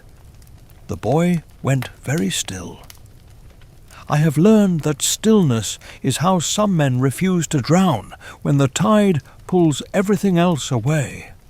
Brom, in his human wisdom, spoke of water and cloth and a list of instructions that would keep hands busy while the heart prepared to fail. He pressed a shape into the boy's palm.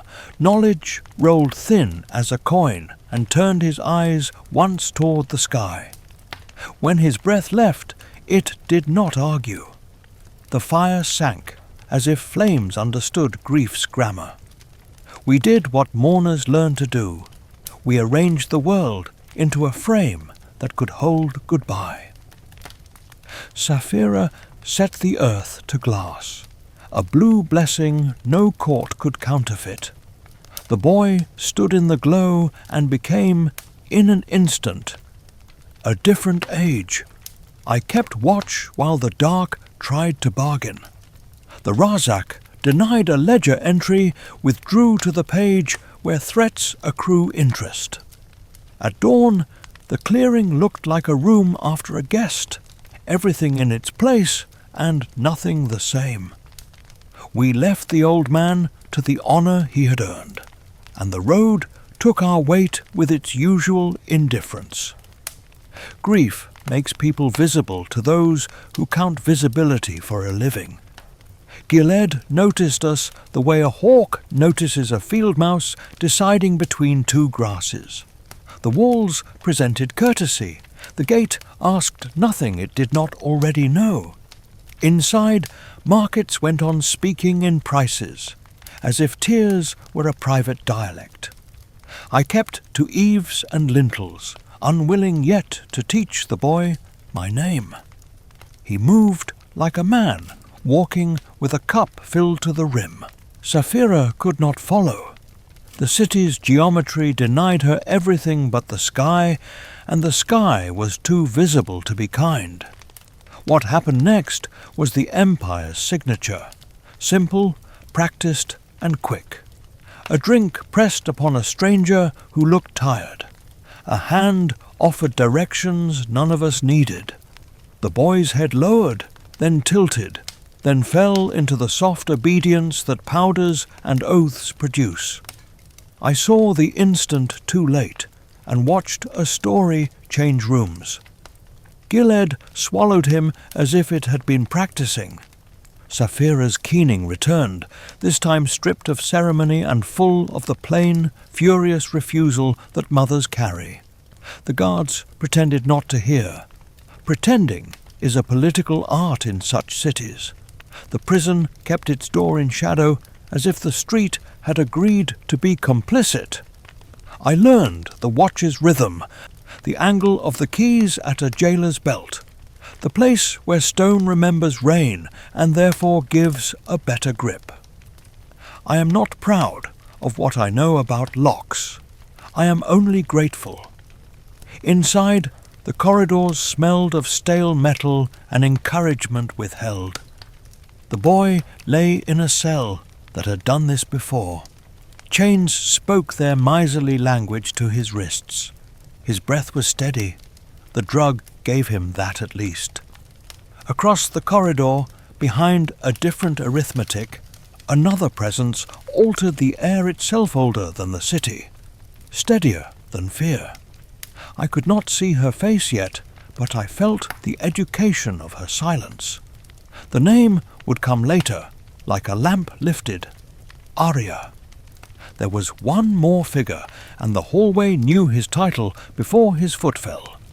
The shade arrived as if the light had decided to remember its enemy. Durza. He wore his power without the gaudiness favoured by lesser men. His very motion insisted that resistance was a courtesy he had time for. He looked at the boy the way a collector looks at an item the catalogue has promised. I stepped into the angle that sight had not yet claimed and let an arrow learn a lesson a teacher had warned it would need. Go where the story depends on you. Steel left the string. The world held its breath. The shaft found the space between Durza's eyes with the relief of a thing discovering its address. In Tales, that would have been an ending. In Alagaesia, it was an introduction. The shade's body took the wound as a lamp takes a momentary interruption, a rearrangement of light, then the same brightness as before, but angrier. The flesh closed with a deliberation that insulted our hope. He smiled with the calm of a man who could afford more patience than we brought. He reached not for me, who had already become absence again, but for the boy's name, shaping it like a key he believed would fit every lock. Sapphira's thought thundered down the passages and shattered the seconds we would have lost to fear. I cut chains. The boy stood. The roof was arrogance disguised as architecture. Sapphira made a door where stone had not agreed to one, her talons schooling masonry in the advantages of yes. The boy stumbled into air, then clarity. She took him with a movement that has kept more kinds of life alive than laws have. I turned to the elf. Her eyes, when she opened them, held forests, ship journeys, counsels, and refusals. Even exhausted, she managed to make my rescue look like a correction she had suggested hours ago. I lifted her, a better man for the weight. Behind us, the shade found his voice. He spoke a word that tried to teach us about gravity. We disagreed rudely with speed and angles. We reached the street, the sky, the edges of aim. Sapphira's wing beat made choices for us that would have taken a council an afternoon. Arrows leapt up, discovered they were not invited, and came down embarrassed. The boy held to her with the desperate competence that training imagines and necessity perfects. I carried the elf to a patch of trees that remembered preachers before they remembered guards. Only then did I learn her name and the origin of the green light that sometimes gathered around her. Not candle, not torch. Something with older manners. For an hour we were nothing but breath and the arithmetic of not being found. When the world permitted thought again, the boy looked at me as if he had finally remembered I existed. "Who are you?" he asked without asking. I gave him the version of my name least likely to cost him immediately. He tried it on like a coat. He did not thank me. That omission was correct. Gratitude can wait until safety has a chair. I should give you a simple moment, cheap and dear. A stable boy, too young to know which side of danger to stand on, pressed a crust into my hand as if feeding a stray.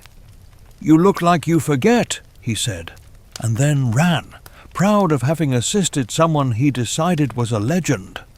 The crust was stale to the point of usefulness. I ate it and was told politely to continue. The elf woke fully, and with waking came insistence. There was no time for the Varden by rumour. We would need the road by map. She spoke of a place the wise visit unannounced. Farthendur, the mountain with a room inside, large enough to let a war breathe. The boy listened and became, in that listening, the kind of person who accepts distances without complaining. Sapphira touched his mind with approval. A warmth I could feel at my own edges, as if she had decided I was, for the moment, furniture that did not offend. Night fell and forgot to bring comfort. We left Gilead by paths a city cannot officially admit it owns. The shade watched, I am sure, the way a chess player watches a gambit he has seen before and is bored with losing to. The Razak resumed their arithmetic. We learned to live inside a pursuit without letting it teach us our names. The boy, newly bereaved and newly rescued, walked as if both weights had worked out a reluctant truce. I kept pace and kept my counsel as long as counsel could still be called kindness. But we still wonder whether Brom's death would have asked less if I had stepped from the hedge a day earlier, whether the arrow's lesson, delivered sooner, could have altered the sum that left a quiet place glowing with blue glass. The mind rehearses such questions as if perfect timing is a muscle one can strengthen by regret. It is not. Timing is a teacher with its own office hours. I will end this day with a small, undeserved mercy. As we slipped beyond the city's last lie, a fox crossed our path and did not startle. It held our gaze as if to remind us that some creatures owe no taxes to empires or prophecies. Then it went on about its errands, utterly competent, completely uninterested. In that indifference I found a sliver of peace. Such slivers are not strategy, but they are a meal for hunger that is otherwise too large to feed. Morning found us in a ravine that collected light as if it were debt. Sapphira kept watch from a ledge, blue against stone, the colour of unanswered letters. Arya slept with the rigidity of the wounded who have negotiated a truce with pain and refuse to renegotiate. The boy Eragon, though I had been avoiding the weight of names, cleaned his blade with the concentration of someone polishing an idea of himself. I gathered the simple necessities of flight: water in skins that did not trust their seams, bread that resented teeth, a handful of dried fruit, saved as if sweetness were a civic virtue. It was an honest morning, which is to say, it did not pretend to be kind. He asked me then, in the quiet tone men use to avoid waking grief, which road I meant to take now that a shade had learned my face. Roads, I told him, are not questions one answers aloud. He did not smile. He had earned the right not to. "Come to the Varden with us," he said, and the words were both invitation and test. Somewhere in the rock, Sapphira's thought shifted like a large creature altering its rest. I could have lied. Lies are a kind of rope, cheap, strong, and prone to burn the hands of everyone who uses them. Instead, I gave him the name that was both my inheritance and my adversary. Morzan. The sound did what it always does, strip the air of pretense. Even birds, if there had been any, would have rehearsed silence. He searched my face for the sort of mockery that would spare him the trouble of believing me. Finding none, he did what decent men do when history knocks. He looked away before he looked back.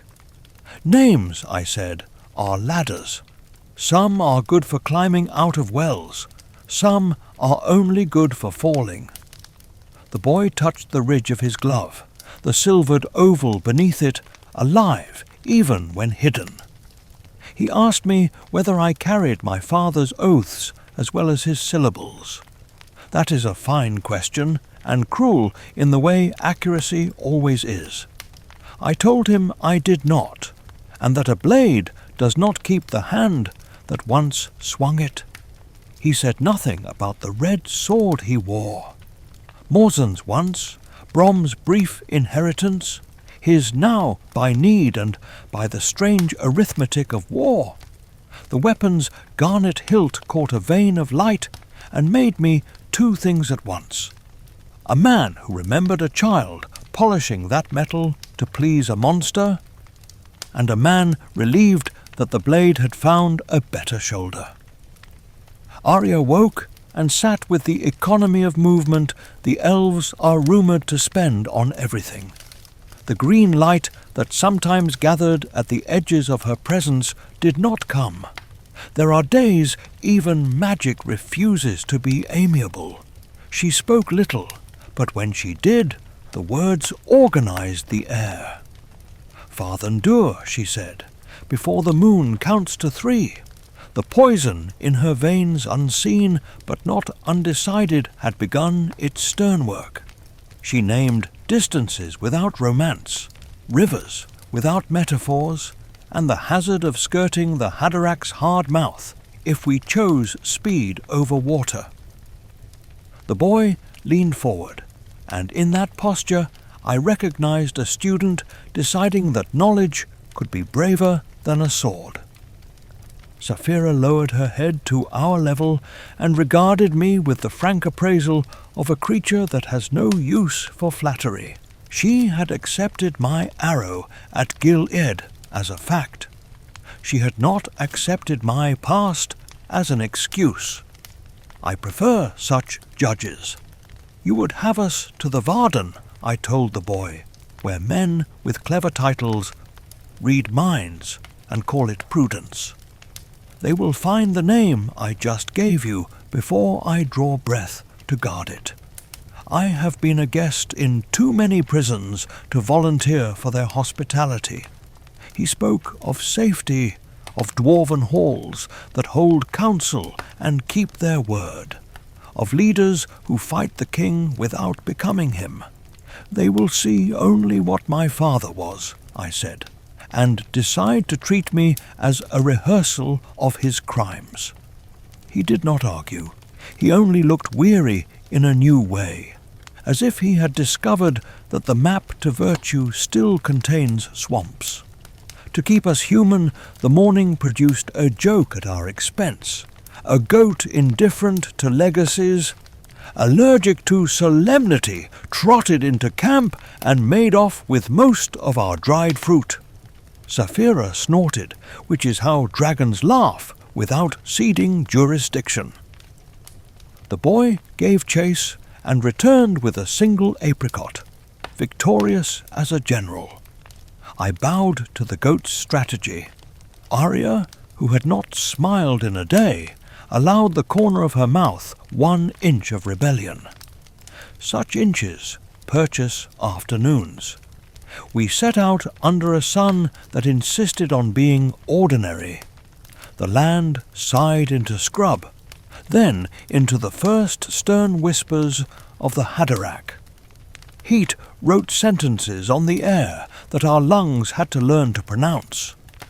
Arya rode when she must, walked when the dignity of the ground demanded it. The boy matched her pace with the wordless gallantry of someone who has discovered how heavy gratitude can be. Sapphira ranged high, then low, then high again, impatient with horizons that did not understand their place. On the second night, with stars practicing indifference and insects counselling perseverance, the boy asked what fear is called when it does not feel like fear.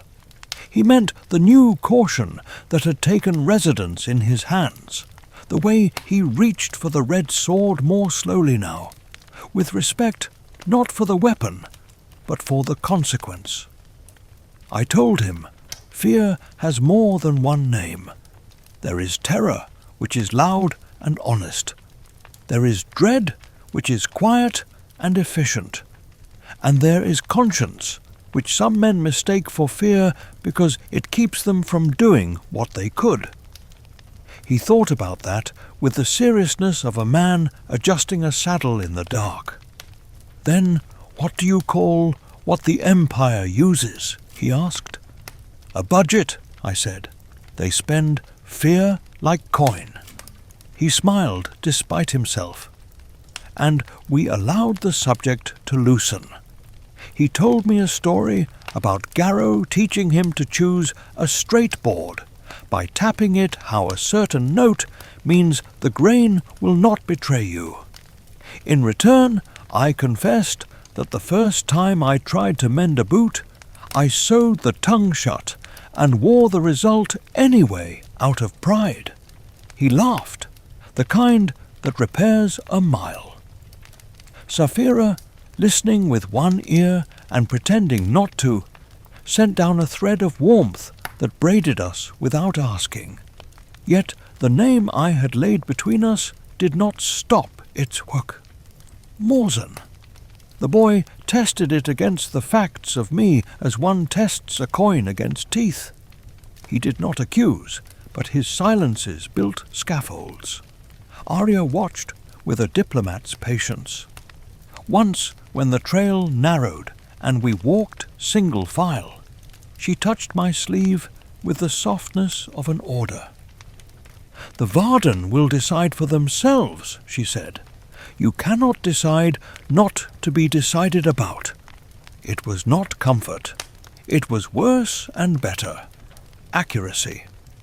Near a dry wash where thorn grew confident and shade stingily, we met men who made their living by improving other men's misfortunes. They asked for water with the politeness that hides a knife. The boy gave what he could without giving what we needed. One of them, seeing the red hilt, decided to boast his ignorance by reaching. He did not touch. Saphira arranged the sky into a rumour of sudden weather. The men stepped back, not from us, but from the old arithmetic of legend returning. They left with the dignity of losers who plan to tell a different story in the next town. Arya watched them go and exhaled precisely once. Night drew a map of chill on the sand. We spoke, at last, about the Varden with the kind of honesty travel extracts. The boy needed a fortress that could teach him to survive his own promise. Arya needed a hall large enough to house an antidote and a council. Saphira needed stone that would not resent her weight, and I needed a place that would not turn my name into a sentence. Those 4 needs did not agree. We compromised, which is to say, we chose the path that displeased each of us equally. We would try for Fathendur, and I would walk into a room that would be pleased to find me guilty of being myself. But we still wonder whether a different confession, offered earlier or later, might have taught the same lesson at a cost we could have afforded. Whether saying Morzin at a river instead of a ravine would have turned suspicion into mere caution rather than a jury with volunteers. The mind is a craftsman forever convinced a better joint could have been cut with the tools at hand. I will end this day's measure with a small defiance against grand matters. Our waterskins, parched by their own service, began to leak from a seam too proud to admit fatigue. I stitched it with clumsy care, tongue between teeth, while the boy held the mouth steady and Saphira, huge and interested, pretended she did not want to help. Arya watched the domestic ceremony with the expression of a queen presented with bread still warm from someone's best effort.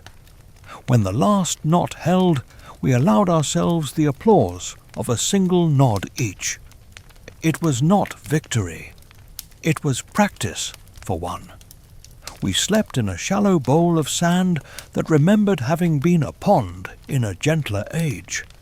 Saphira curved around us as far as the land allowed.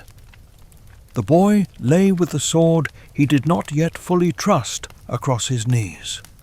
Arya's breathing steadied into the rhythm of a clock that tells truer time than sun or moon. I kept watch with fear under one arm and resolve under the other, both domestic now, both named. When the wind shifted at last and brought a rumour of stone older than the Empire's patience, I woke them with a word that was not a warning so much as a promise. Onward. The first heat rose before the sun did, a breath from the east that tasted of metal and memory. The Haderach does not begin so much as remove what is not it. Grass thins into stubborn threads. Shade resigns.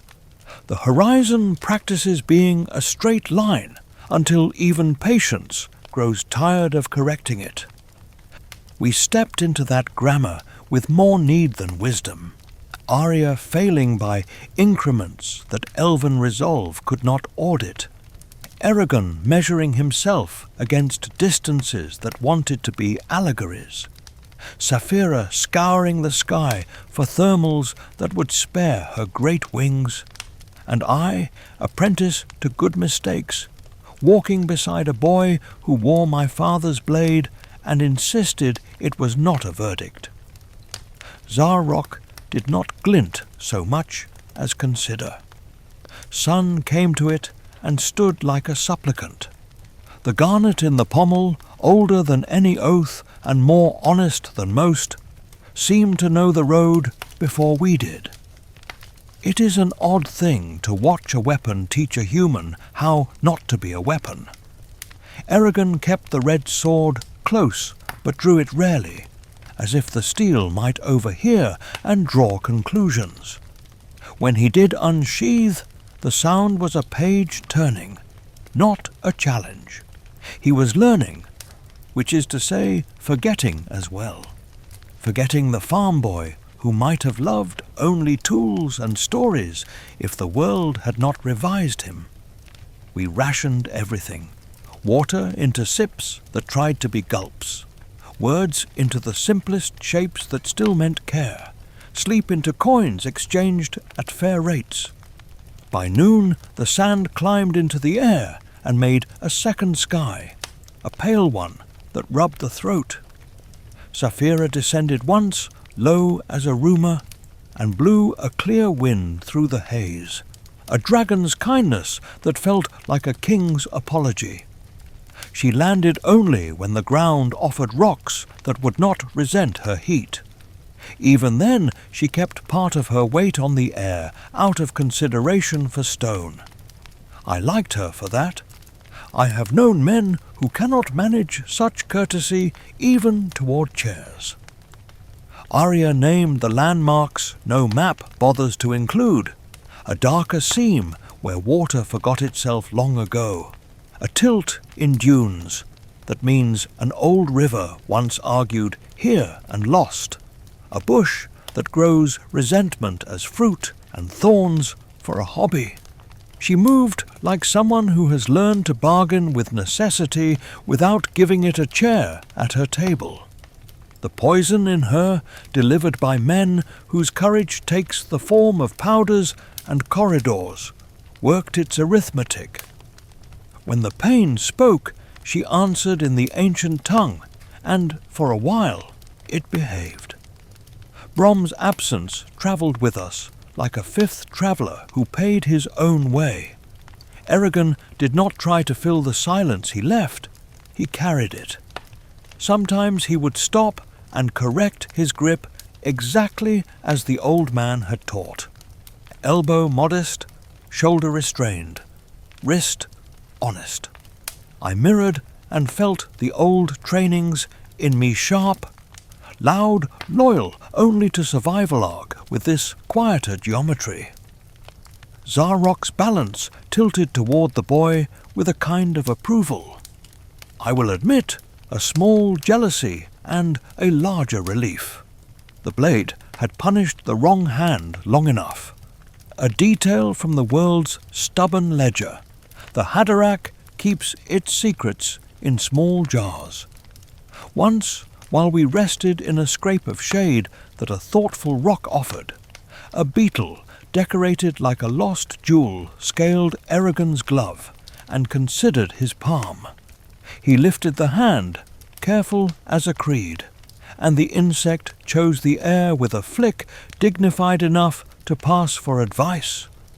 We watched it vanish and laughed, not because it was funny, but because our ribs needed reminding that laughter can be made without permission. A mile later, the desert sent us its opposite, a gull skeleton, elegant and unsentimental, a message from a sea too far for hope and close enough for warning. We practiced the economy of motion that keeps men alive on large maps. At dawn, we walked. At noon, we hid from wisdom and pretended patience. At dusk, we became quick again, as if speed could teach the ground to be kinder. Eragon drilled when the light softened, blade cutting the air into sentences Brom would have graded with a kind nod. I corrected nothing. The red sword corrected everything. Once, the boy overreached. Pride, making a promise his balance could not keep. Zarok answered with a small slap bupatap susum across his knuckles, the gentlest cruelty steel can manage. He winced, smiled, and bowed to it. Humility, properly fitted, wears like shade. Saphira hunted on the far edges of the map, where even sand must agree to become scrub for a heartbeat, and returned with the patient satisfaction of a creature who knows that appetite honors the world by paying attention. She offered us choice morsels with the solemnity of a host. Eragon pretended to like them with the courage of a guest. I have eaten worse in palaces and praised it more loudly.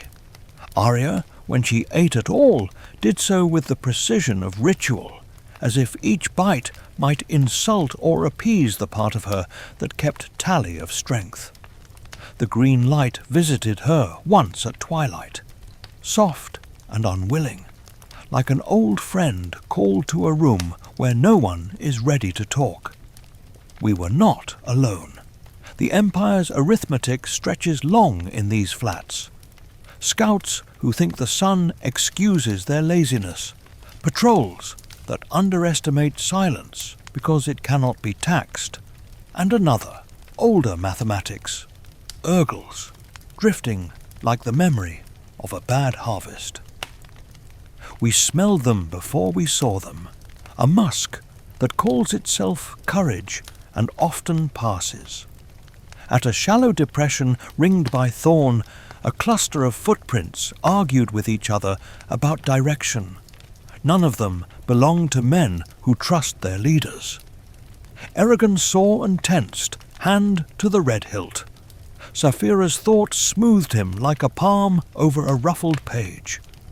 Later was all she sent, and somehow it helped. If I am honest, and what else is a desert for? I will tell you that my quarrel with the sword deepened and eased in alternating turns. Tsar Rock had hung at my father's hip while he taught me to confuse fear with obedience. Its red was the first colour I learned to distrust, and yet in the evening light, watching the boy use it without swagger, I felt something like justice practice walking. Tools are innocent until we teach them otherwise. Perhaps men can be too, if they are lucky in their teachers. A mercy disguised itself as farce on the third day. Our last skin split its seam with the theatrical timing of a bad actor and began to weep into the sand. Saphira huffed disapproval at the container, which is a method of repair dragon's favour. I stitched while Eragon held, Arya advising in a voice steady enough to counterfeit ease. The needle found the thread's idea of a path. The leak conceded at last. We were all ridiculous and did not mind. There are triumphs too small for bards that keep men from becoming the kind of heroes who ruin cities. At night, the desert cooled into a forgiveness I did not trust.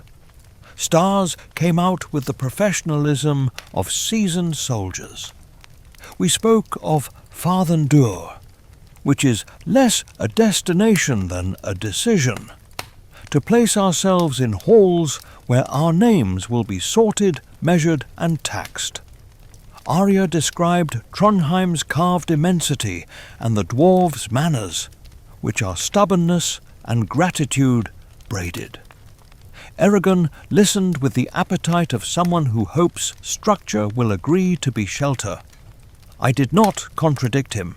Hope renovates rooms logic would leave unfurnished. The Urgles arrived as grammar before they appeared as bodies.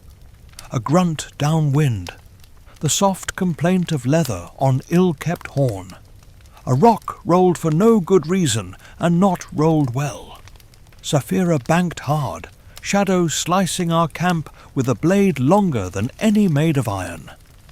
Move, was all the sky said. We moved. The first spear kissed the sand where Eragon's foot had intended to be. He pivoted Brom's lesson. Underwriting his ankle, and the red sword wrote a brief, decisive sentence. The Urgle learned to prefer distance. 2 more tried the mathematics of numbers. Saphira changed the equation with a roar that persuaded Light to choose a side. We did not linger to annotate. Arya's strength ran like an hourglass, angry at its job. We made a litter that did not insult her pride, and promised the mountains we would deserve them if they allowed us a rival. Eragon's face changed its arithmetic again. The boy was present, but he had acquired the quiet of men who can add the sum of 3 dangers and still credit the account with courage.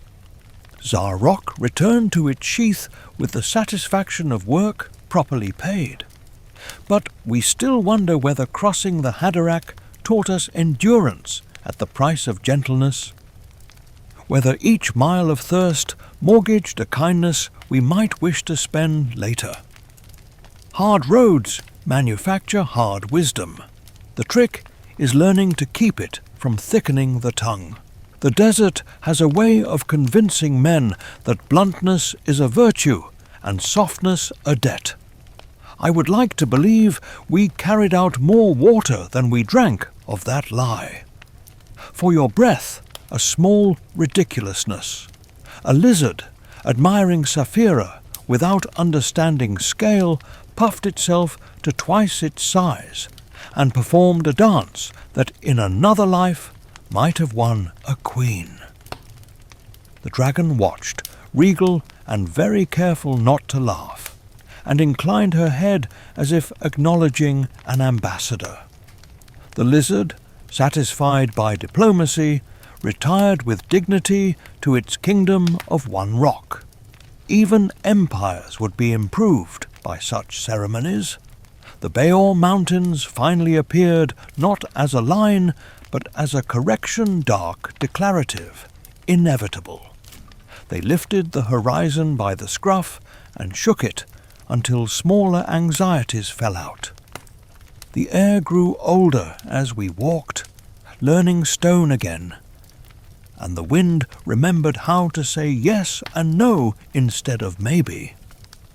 Saphira's wing beats changed from endurance to anticipation. Arya's colour steadied, then wavered, then steadied as if the very idea of mountain were a tincture. Eragon pressed the red hilt once and did not flinch. I kept my counsel and my pace, and the portion of courage I had not yet squandered. At last, when shadows reached for us with the long arms of late day, a valley opened the way a hand opens, with intent, with invitation, with a promise of weight shared. Somewhere within that stone Fathendur breathed, and under its vast roof waited those who would count us and call it welcome. Saphira gave a single, contained cry that made the air admit it had been holding out on us. We answered with the only currency we had left. Another step, then another, then resolve enough to make both mean arrival. Stone announced itself first as scent, then as temperature, then as vow. The Beor Mountains do not merely rise, they instruct. We came to their feet like supplicants arriving late to a temple that does not adjust its hours. Arya rode with her jaw set the way a queen sets a seal. Eragon's stride gathered purpose as if his boots had found the right page. Saphira tipped her wings and carved the air into a benediction. I watched the slopes for the entry I knew must exist, and felt, with a familiarity that embarrassed me, the old childhood comfort of walls that cannot be bribed. The door was not a door until Oryx touched it. We had not yet been introduced, but the dwarf's presence moved through the rocks like a password the earth respected. He stepped from a shadow and made of his bow both welcome and warning-efficient manners in mountain country. His beard was braided in a style that told histories I had not been invited to learn. when he laid a palm to a seam I would have sworn was fault line and not craft. Stone remembered its hinges. The mountain exhaled, a draught cooled by centuries, and tasting faintly of iron, lamp smoke and law. Quickly, Oryx said, not because we were hunted, though we were, but because mountains prefer decisiveness. We obeyed. The tunnels did not oppress. They considered. Lamps set at judicious intervals lent the rock a patient honeyed light. Dwarven work does not hurry you. It insists you adopt its cadence. Saphira folded herself into the greater spaces with a grace that looked impossible and therefore correct. Arya, though failing by measures I could feel in my own teeth, left the air around her neat, as if pain itself had learned to be tidy. Eragon kept a hand to the red hilt with the exactness of a promise kept.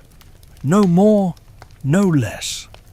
I walked where a guest should walk.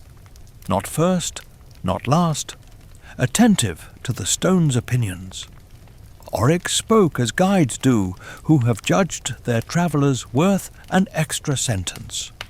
He gestured with the stub of a thick finger toward carvings that pretended to be ornament and proved to be genealogy. Hear Hrothgar's line, he said, and the names arranged themselves in my ear like hammer blows on a favourable day. Hear the oath of the Varden, he said, and the air thinned as if truth had stepped into the corridor and asked for space. I have heard oaths in halls where men decorate falsehood with banners.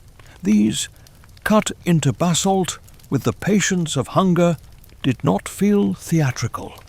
They felt like rent paid.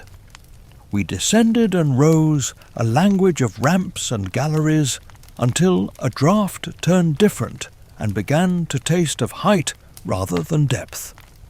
Oryx's smile not expansive, but present warned us to ready our faces for a horizon we would not be standing under.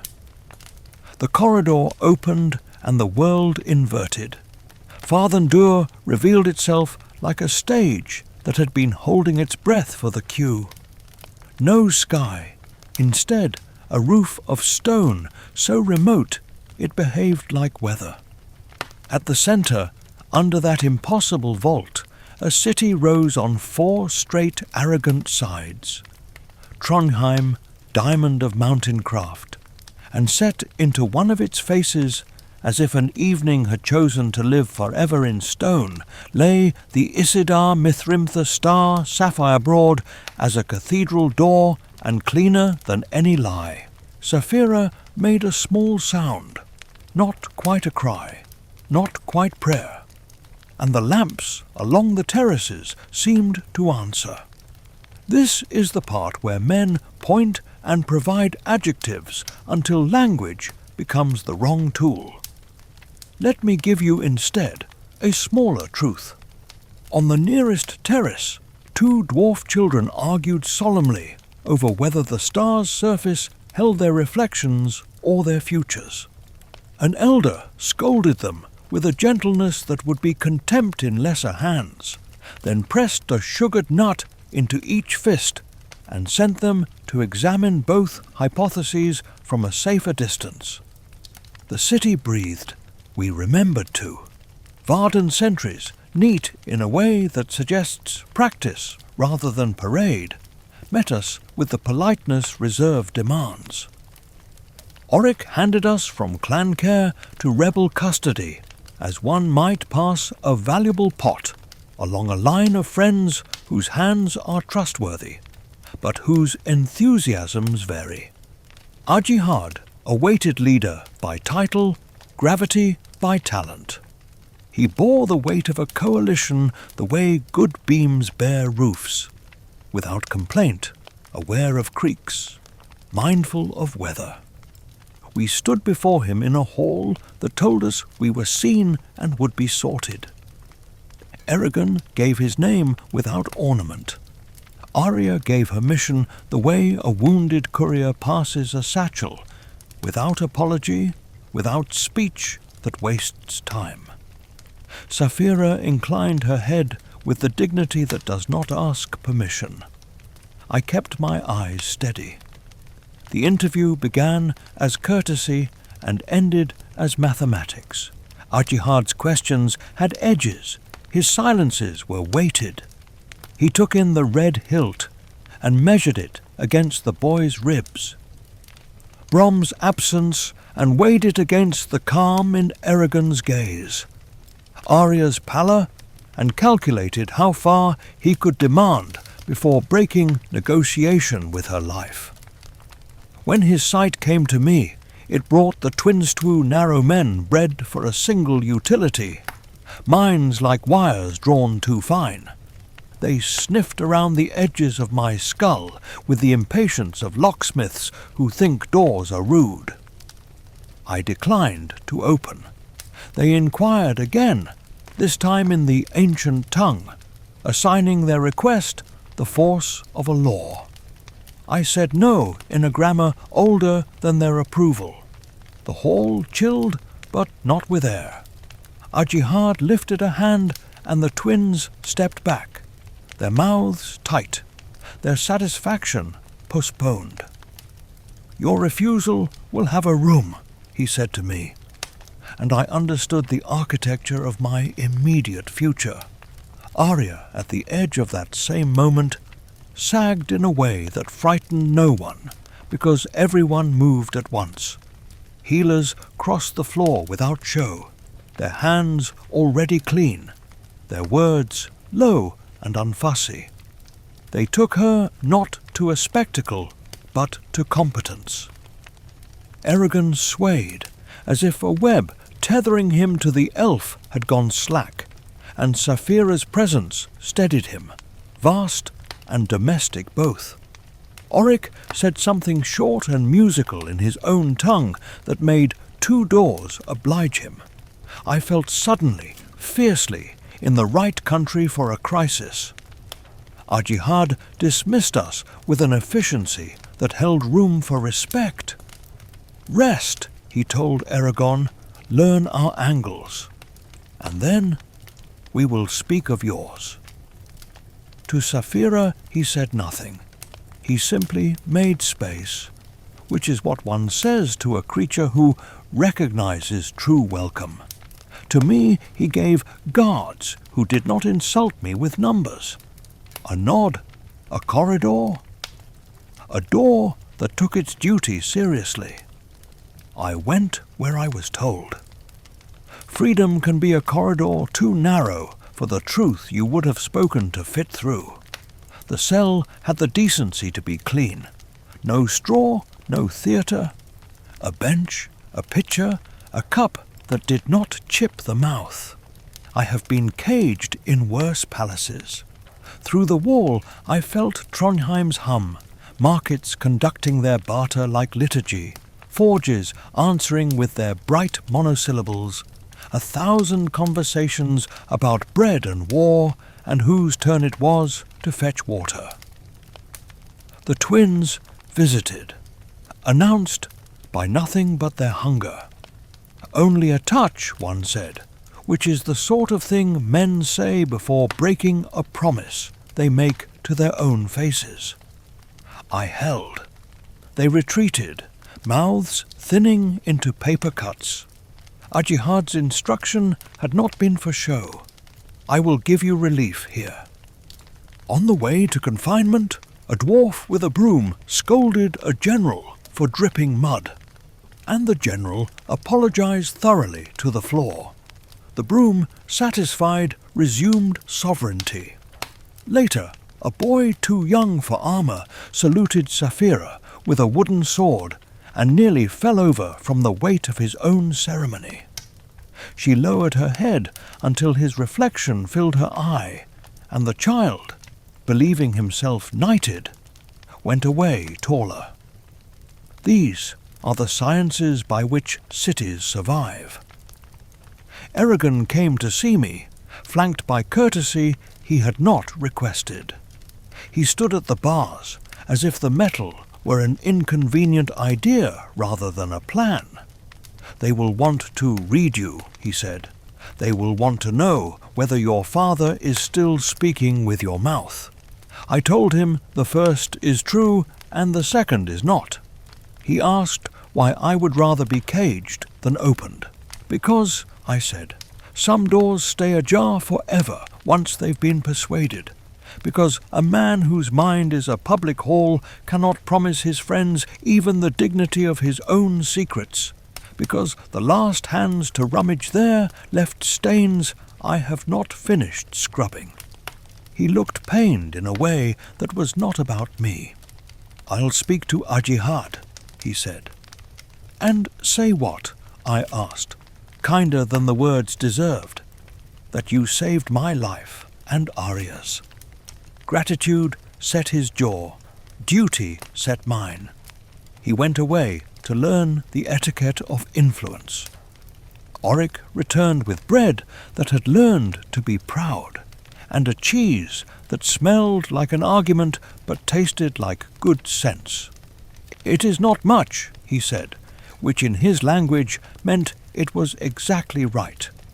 He told me gently that Hrothgar would see the boy, that Trondheim would show him the vein of stone confidence that supports leadership, that the Isedar Mithrim would teach him about beauty that refuses to be merely ornament.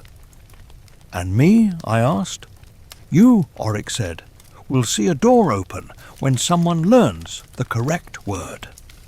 In dwarf, correct is a word that means both true and paid for. But we still wonder whether refusal can ever be clean, whether holding a mind closed to knives also closes it to the medicine of trust. I have carried secrets like shields, and found later that they echo inside like empty rooms. Perhaps I mistook silence for safety.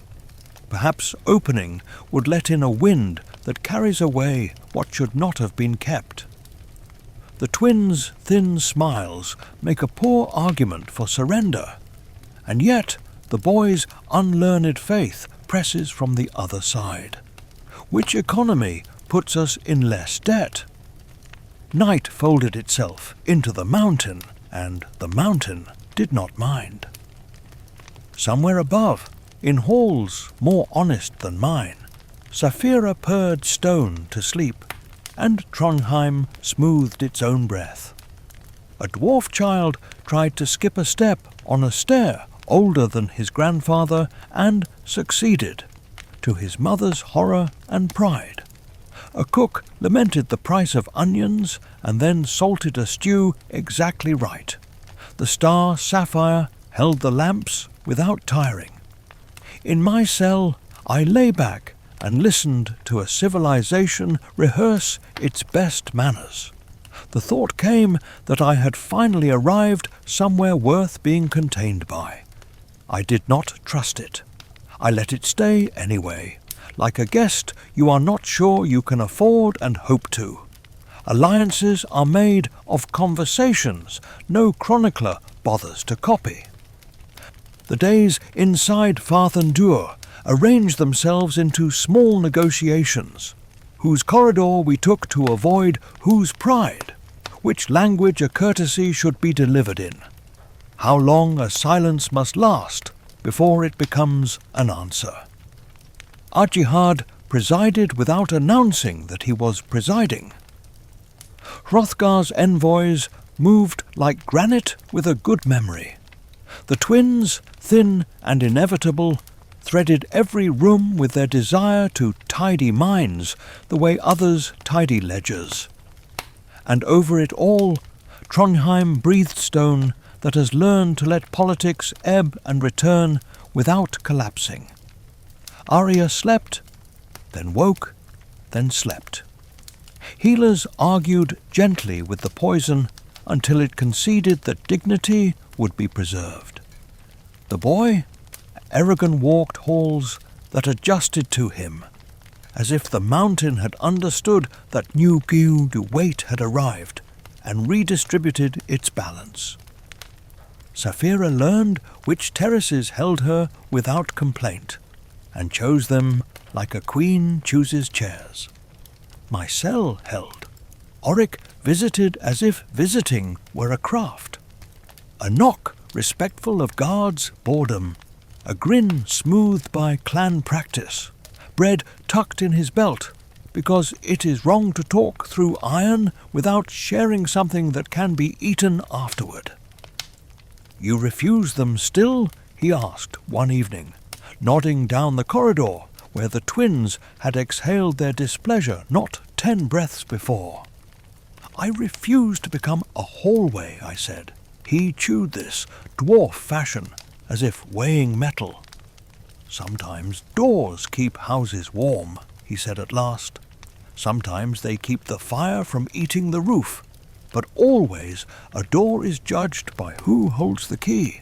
He left me a wedge of cheese that smelled like a family argument and cut clean as treaty text.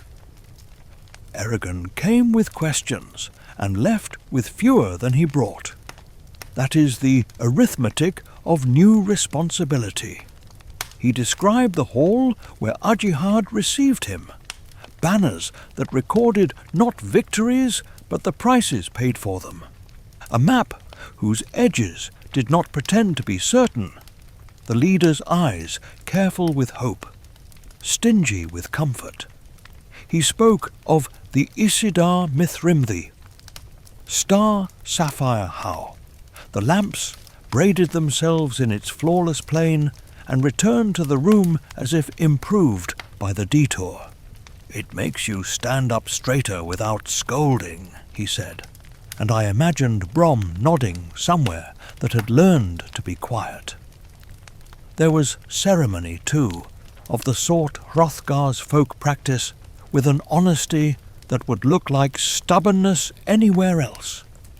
The king received the boy not with trumpets, but with handicraft.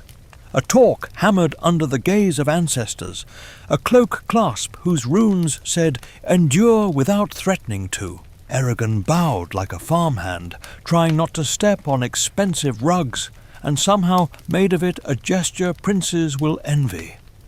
Saphira inclined her head, and in the polished black of the floor, I'm told the two of them looked for a heartbeat like a memory everyone had been waiting for.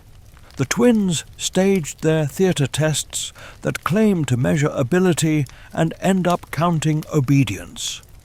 They asked Eragon for words in the ancient language, and were annoyed to find he already knew the cost printed on their syllables.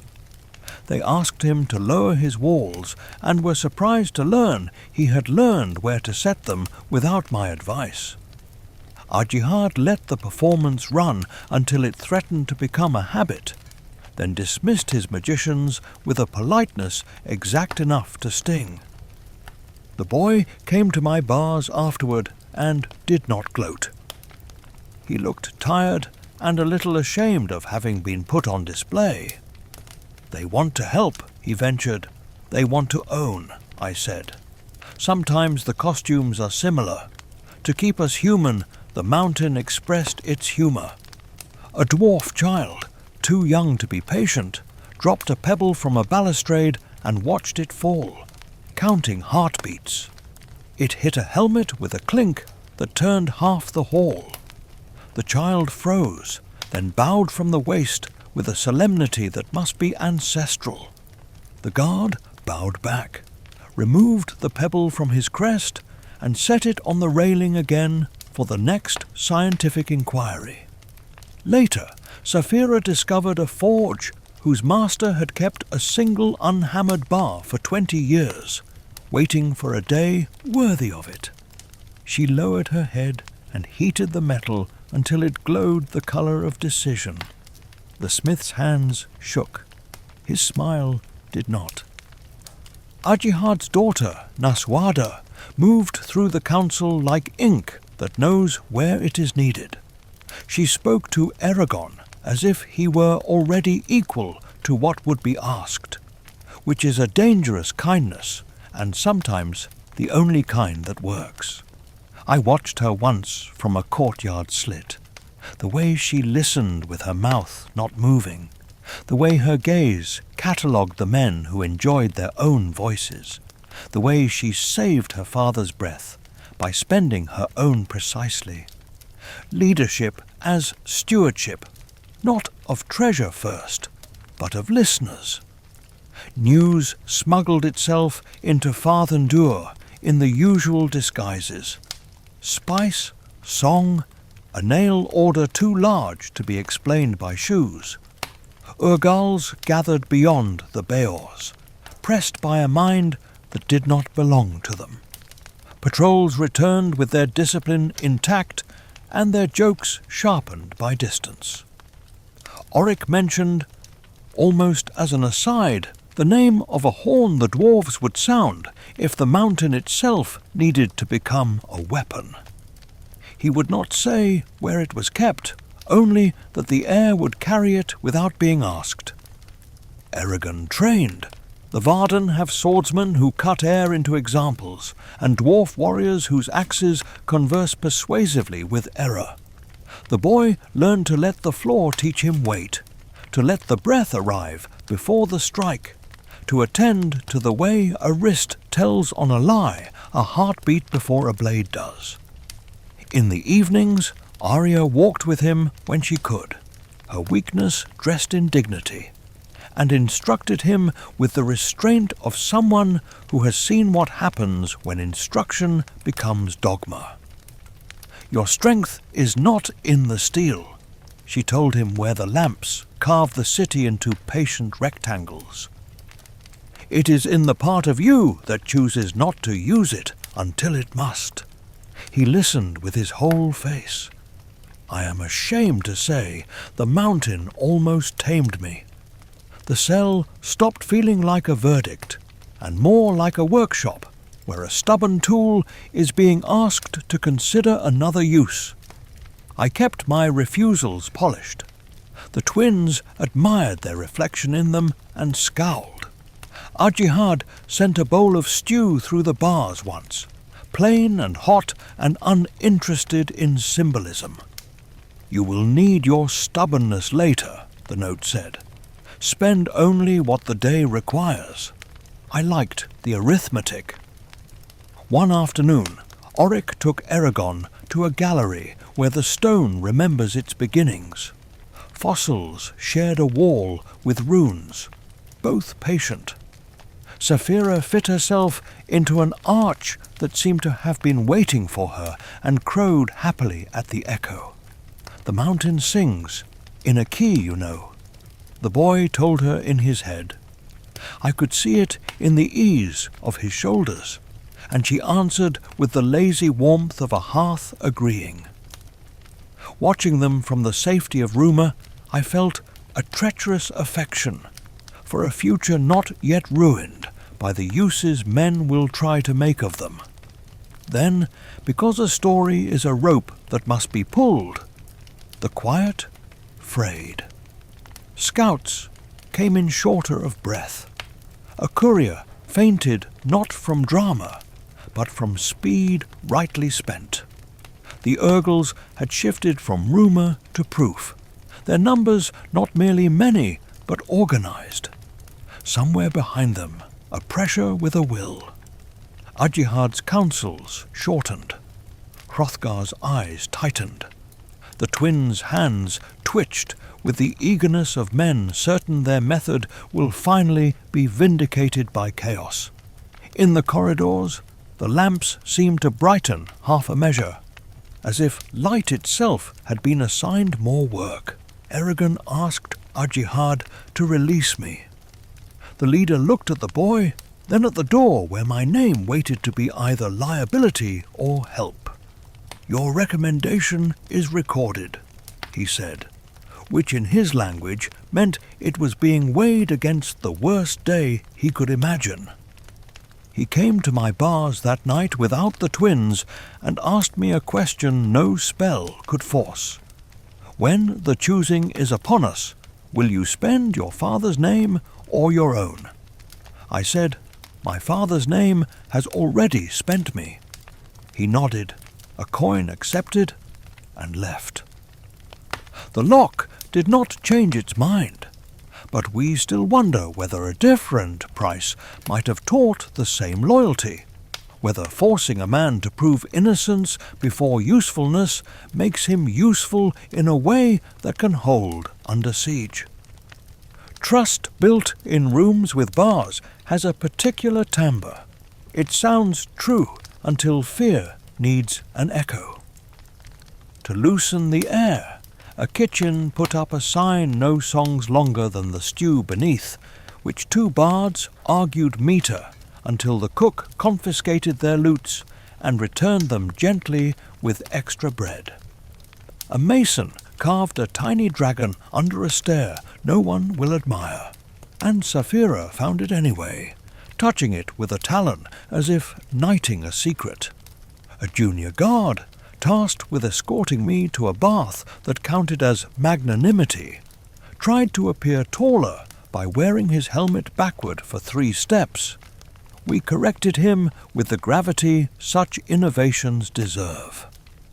When night came, Trondheim hummed low, a great animal preparing to hold still while danger passes, or to lift itself and meet it. In the healing rooms, Arya slept with the world listening. In a practice hall, Eragon traced a final pattern with Zarrock, and put the blade down as if it were a friend who needed rest. On a terrace, Sapphira looked into the Isidar Mithrim until the star looked back, and for a breath the mountain contained sky. In my cell I counted my refusals again, then set them aside like armour folded on a chair. If the door opens, I told myself, step through as a man who owes the room, not as one who escaped it. Fathendur had extended me the courtesy of its best version of judgment. The least I could do was be ready to be more useful than correct. It happens quickly when it finally happens. The mountain's hum rose a pitch, like a forge bellows drawn too far, and Fathendur's courtyards filled with the vocabulary of readiness, buckles speaking, leather remembering its shape, the hiss of lamps turned up to meet a larger dark. A jihad came to my door without entourage. The lock considered its duty, then stepped aside. "Spend yourself," he said. It was permission and an accounting. I left the cell feeling unreasonably, as if I owed the hinges a bow. Trondheim narrowed and widened according to its old geometry, and the Varden flowed along those arteries with the economy of a body that has trained for its worst day. Hrothgar's folk took their places by habit and lineage, shields overlapping, axes resting as if asleep. The twins stalked their chosen battlements with the ardour of men certain history had finally arranged itself to justify them. Nasuada carried messages the way other people carry water, as if the weight made her agile. Oric tossed me a spare helm that had known better heads and worse fates. It fit, which is one of the mountain's quiet miracles. The Urgles arrived not as a wave, but as weather. First, a pressure at the edge of the vault, then a moving texture, then bodies, horns, straps, breath that fogged in the cooler air under the stone roof. Behind them, draped on the march like a bad idea made visible, came a will. You could taste it without a tongue. Orders carried themselves. Hesitation closed its eyes. It was the mind that had pressed them across the flats, that had found a cheap answer to the question of discipline. Fear wearing someone else's face. Eragon stood at a terrace line with the red hilt just visible where his hand wanted comfort and found responsibility instead. Sapphira crouched behind him, vast and precise, her head low, so her eyes could be level with his. From a gallery 2 levels above, Arya watched with a stillness that made stillness useful. Our jihad signalled, not with theatrics, but with an open hand now, and Fathendur answered. I chose a staircase, where the stone pinches men into honesty. Urgles prefer breath and bellow. Stairs give them neither. The first came tight-shouldered and surprised that a blade could bend a plan. The second learned that patience whistles, then strikes, and whistling is what a man remembers before the strike. I took no trophies and counted no cleverness. I remembered Brom's insistence on economy, and made the old geometry in my muscles concede to his better math. Elbow modest, shoulder restrained, wrist honest. Around me, dwarves spoke steel in a dialect that convinces error to kneel. The twins loosed a sheet of force that slapped the front ranks back like laundry, efficient and joyless. The blow did nothing to the thing behind the horns. It smiled, though it had no mouth. The Urgles readjusted. Doctrine resumed them. Eragon moved where ajar spaces appeared, not hunting glory, but plugging arithmetic. Sapphira reached over battlements and rearranged small plans into dust. Once, a boy too young to have earned his scabbard slipped. Eragon's hand found his collar and returned him to a future he had not paid for yet. Sapphira, pleased, hummed a note that made a lamp several terraces down vibrate in sympathy. The lamp seemed honoured. Durza came as if the light had grown bored and decided to consider other employment. Not a march, but an arrival no footing lost, no cloak flutter wasted. He walked a causeway of fear we had politely kept tidy for him, the way people do for important men in palaces. His eyes belonged to a deep well, with someone else's moon at the bottom. The Urgles altered their path to become frame rather than crowd. The twins, brave in theory, grew thin in practice. Our jihad adjusted his stance the way a chess player touches a piece he will move 3 turns from now. I felt my old arrow yearning to imitate the previous lesson. The memory of his forehead receiving it with disdain kept my bowstring quiet. The shade did not hurry to Eragon. He took his time explaining to the room that it belonged to him. Words in the ancient language bruised the air. A dwarf parapet sighed and forgot its angles. Men fell asleep without closing their eyes. But the mountain is older than spells, and Trondheim is particular about who tells it how to stand. Some walls leaned a courteous inch, then resumed themselves. Sapphira answered with heat that stopped just short of flame. Respect is a discipline even dragons admire in themselves. I measured a path that would bring me to the boy without adding confusion. An Urgle chose me for a grudge he had not earned. We agreed on a compromise 3 blows that taught us both respect, and he retired from my immediate economy. Below, Eragon and Durza at last regarded one another without intermediaries. The shade smiled the way a man smiles when he sees a chair he has been told is his. "Come, little oath," he said, and the ceiling heard the lie in his tone and let a flake of stone declare dissent. There are duels, and there are lessons conducted at sword point. This was both. Eragon moved as Brom had taught, letting the floor speak to his balance, letting breath arrive before decision. Durza wasted nothing that would not increase fear's budget. He cut not only for flesh, but for confidence, and each time the red blade turned him aside, he adjusted the ledger with interest. Saphira kept the world from interfering, which is to say, she made interference choose other corridors. Arya did not call. Her silence asked the same thing with a better grammar. Be precise. I could not intervene without making the sum worse. I killed what threatened from the sides. I kept a stair clear that might later be called escape or advance, depending on which story won. I guarded a messenger whose knees wanted to remember childhood, and sent him forward with a strap of my own courage on loan. In that loan, I felt something in me refuse my father with more ease than words had ever managed. The strike, when it came, was not clever, only inevitable.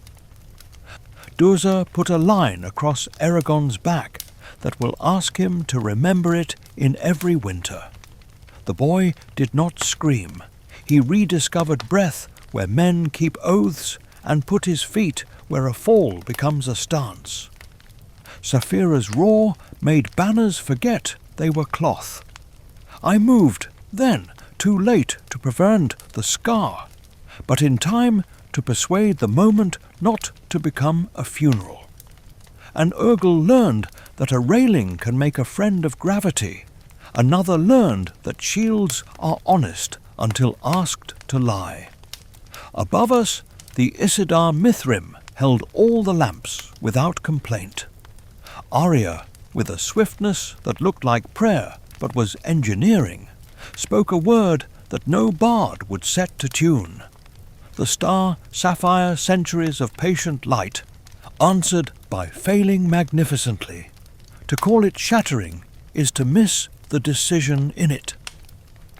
The gem unmade itself into 1,000 panes of evening and sent them down as a rain of small skies.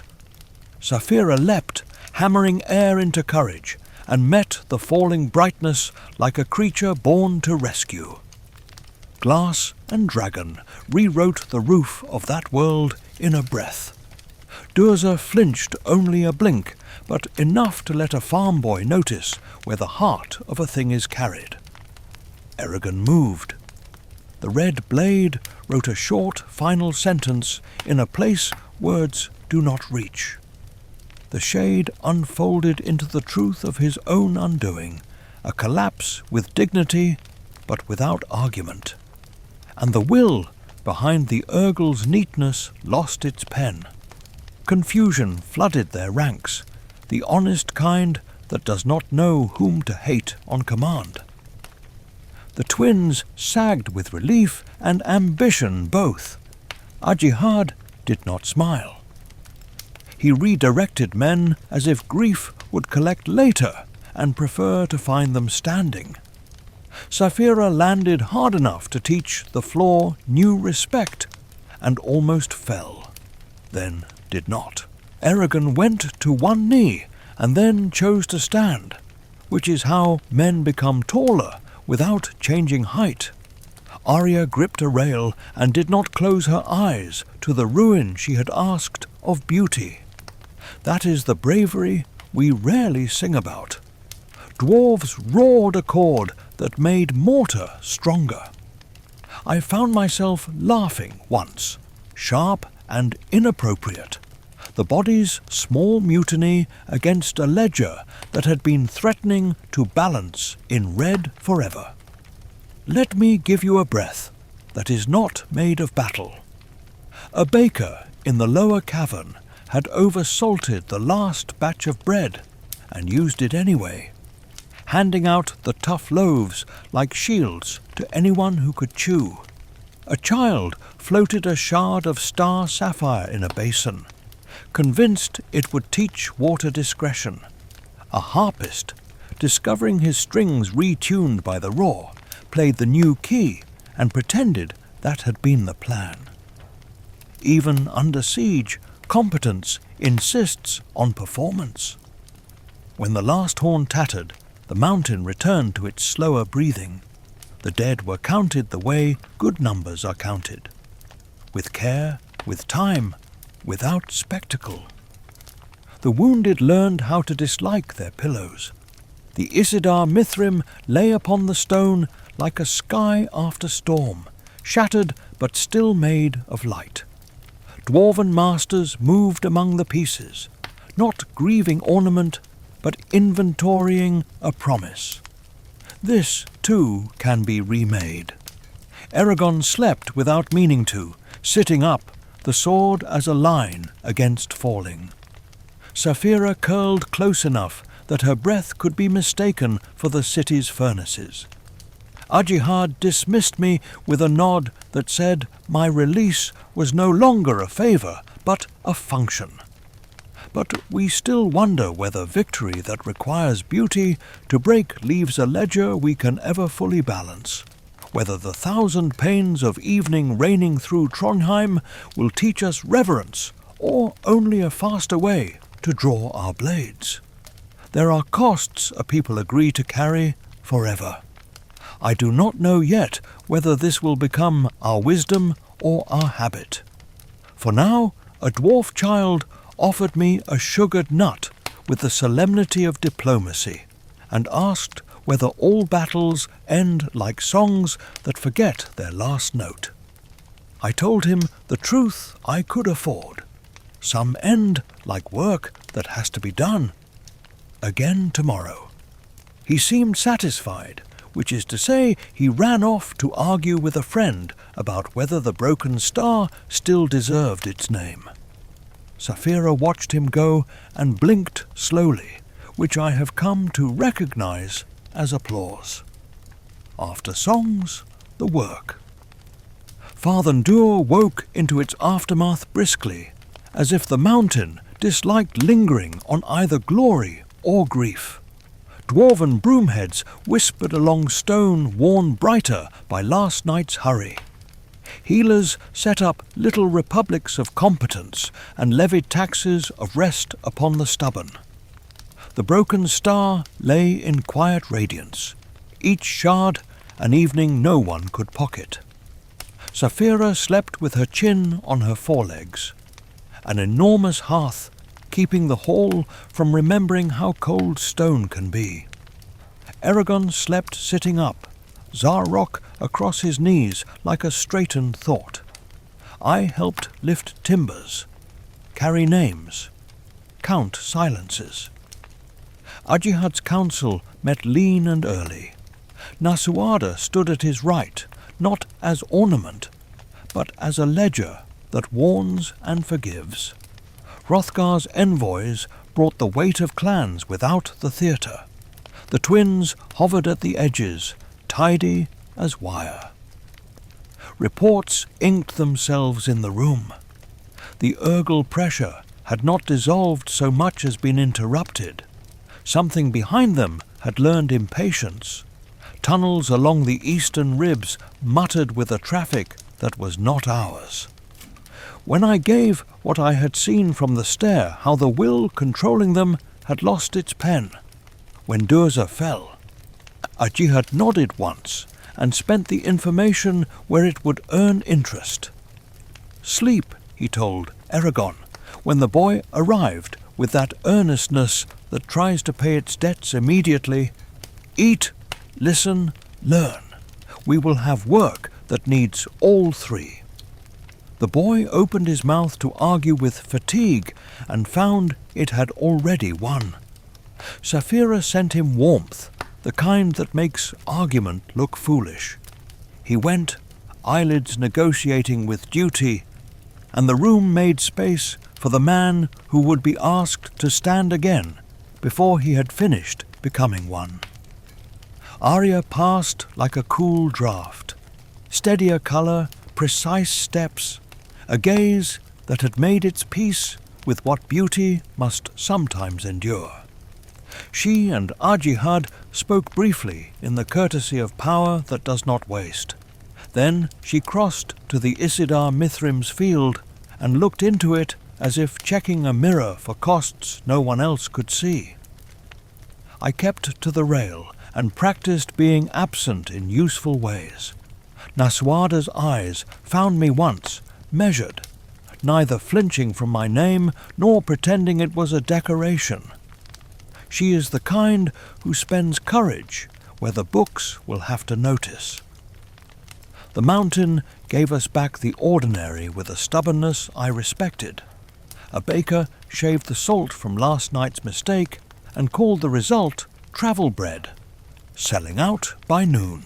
A smith held up a tiny dragon he had hidden beneath a stair and asked Sapphira, almost shy, whether it pleased her. She bent and breathed a little heat on its face until the metal learned to shine like being seen. A child missed a step, recovered, and claimed the stumble as a dance he had always meant to perform. These are not decorations to a tale. They are the braces that keep halls from falling when noise returns. Noise returned at noon less a clamour than a ripple that added sharpness to men's shoulders. Scouts. The eastern tunnels had felt traffic again, and not in dribbles. Ajihad's jaw set by one tooth's breadth. He did not summon ceremony. He selected competence. A small party, he said, quick and quiet. We look, we learn, we return. He named names like a mason, chooses stones, an experienced pathfinder, two dwarves whose axes can whisper, one Varden runner who remembers corners, myself because I know what pursuit smells like. He meant to come as well. The room inhaled to protest. Nasuada exhaled it back into obedience with a single glance. The mountain pays attention when you're near, she told him later, low. Let it listen to the right lessons. He smiled the way men do when they know advice is both affectionate and correct. Then he came anyway. Eragon heard only after, and anger arrived brief, clean, a young man's wish to be everywhere at once, wherever danger is counting. Arya touched his arm with the authority of a musician stopping a note. Not now. Sapphira said nothing aloud, but folded a wing nearer him, which is her version of a rope tied firmly. He swallowed the heat because he has learned that swallowing it sometimes feeds the right muscles.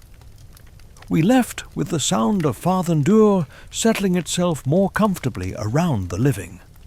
Oric caught my sleeve and grunted a blessing that in dwarf means nothing bad and much good.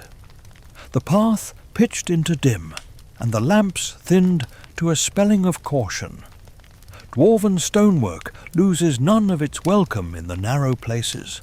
It simply insists you pay attention. Ajihad moved without needing to prove it. The man carries gravity like a lantern. Evidence collects shyly in tunnels. A scuff where boots forget themselves. A grit on your tongue that doesn't belong to this seam of rock. A breath of air that arrives with different manners. We found the hints stacked like plain coins. The runner marked them with a powder as colourless as honesty. Ajihad listened without nodding, which is how experienced men say yes when the air is poor. We went on. At a kink where the passage remembered an old river, a smell braided itself through the dust leather kept too wet for too long, iron that envies old blood. The vinegar hush I have learned to distrust. I opened my mouth to refuse the memory and closed it again. Ajihad lifted a hand. We stilled. 10 heartbeats, 50, 100. Somewhere beyond the next turn, stone learned to enjoy echo more than it usually does. The twins' magic had not tutored this section. We were visitors in a grammar being improvised by someone we had not invited.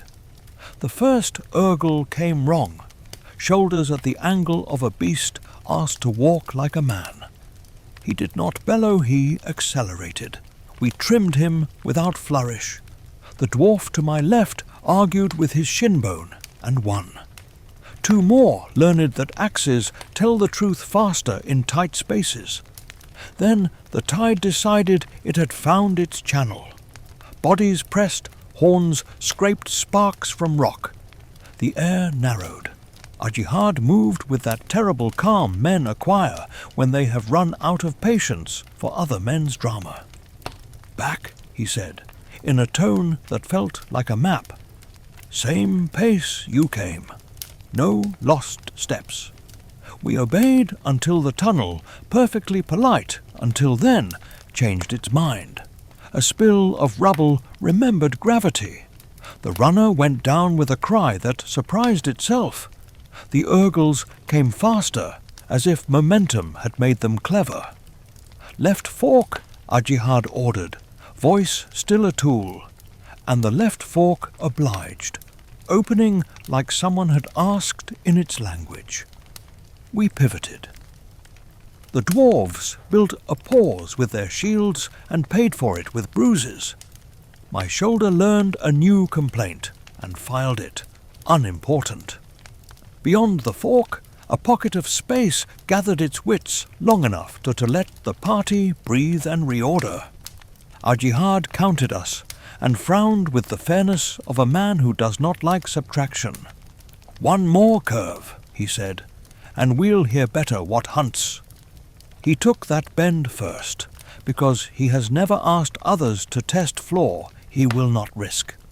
The stone beyond it had been trained. They did not shout. They did not need to. Nets are quieter than spears and cheaper. Lines went up, hands went tight, bodies hauled. Ergols love a corridor that curves like a question mark. It lets them punctuate men. I cut 2 ropes before I felt the third around my ribs pull my breath into someone else's pocket. A dwarf hacked a knot into reason. Our jihad hewed a path any general would admire in a song, and most would fear to make in a tunnel. It was almost enough. The blow that took him was not poetic. It was practical stone loosened by a pick at an hour no one saw. The ceiling powdered, then chose a face to strike. He went to a knee, then to the ground. Not like a man who falls, but like a man meeting terms. The Ergols surged to collect what their bookkeeper wanted. I reached him and learned again the arithmetic of 2 hands against many. He looked at me and spent a breath on sense. "Tell her," he said, "no flourish, no titles. A father bequeathing a present tense." Then he pushed, not me, but my refusal. Away, the way a leader rescues a soldier from the wrong heroics. We did not win the space back. The passage is efficient that way. Ergols folded themselves around our failure and vanished the way flood recedes into a crack. The dwarves swore in words that clean stone. The runner bled apologies he did not owe. I stood where the blow had decided and shook dust from my mouth until speech returned enough to carry a message. We returned faster than we left, which is to say we came back older. Father Dur received us without panic, because the mountain has nothing to prove about grief. Nasuada did not rush to meet news. She arranged for its arrival to land on the right table. When I said the words, they behaved themselves. A name, a corridor, a rope, a stone, an absence.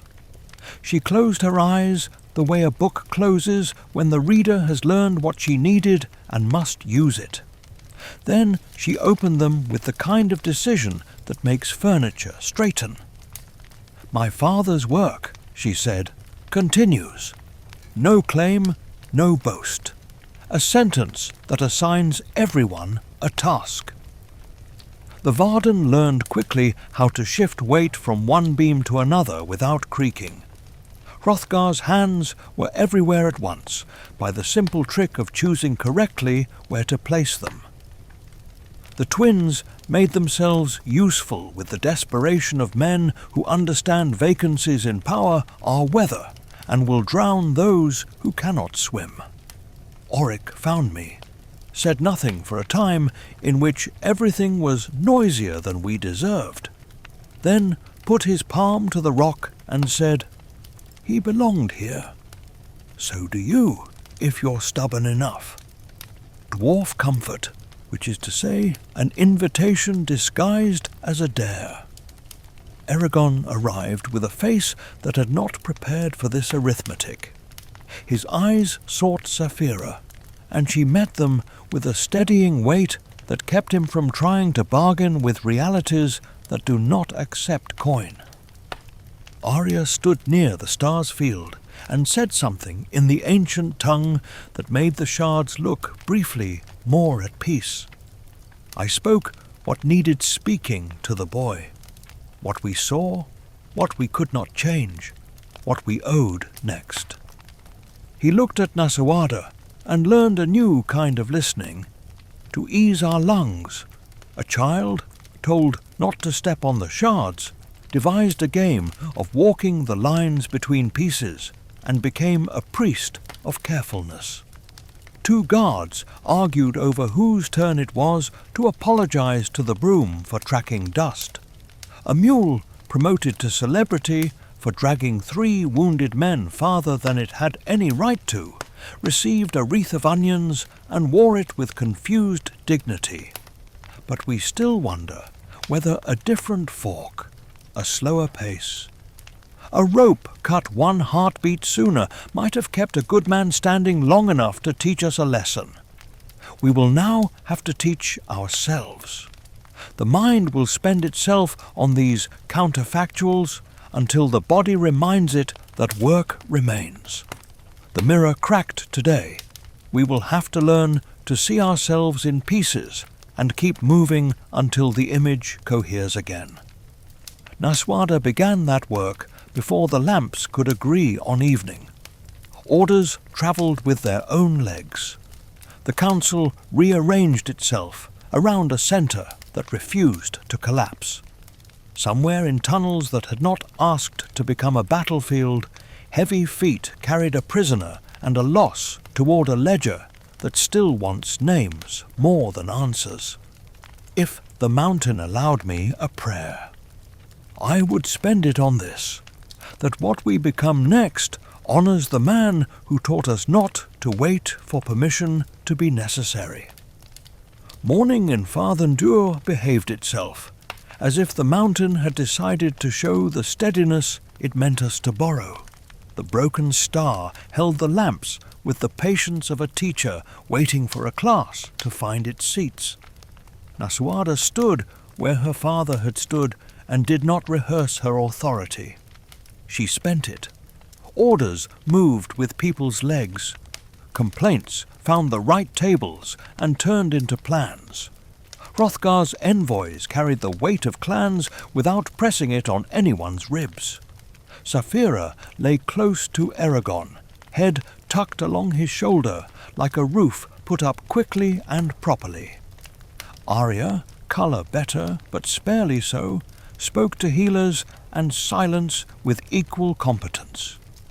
Ajihad's name worked through the city the way water finds its stone. There were no parades, there were errands done well.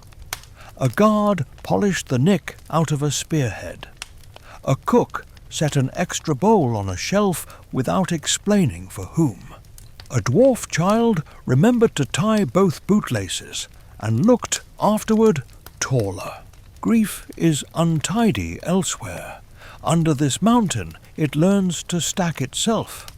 Naswada called us not to ceremony, which she distrusts unless it earns itself, but to clarity. We remain, she said. We will choose the next breath and make it pay. The hall did not answer with noise. It answered with posture. She looked to Eragon, not as a supplicant to a miracle, but as a steward to a resource. "Your injury?" she asked. He straightened, and the scar along his back. A line the world will bill him for each winter answered that question before his voice did. "I can stand," he said. "I can learn." Saphira's eye softened into the kind of blue that remembers kindnesses. Arya came forward with the map only she could carry. "There is a room in a forest," she said, "where a different kind of time can be borrowed. Where disciplines old as regret wait for a student who can survive them. Elismira, and in it a master who does not advertise himself. Oramis, a dragon old enough to remember what kings forget." The words changed the air with the gentleness of rain beginning. Dwarves looked at one another and approved it by not arguing.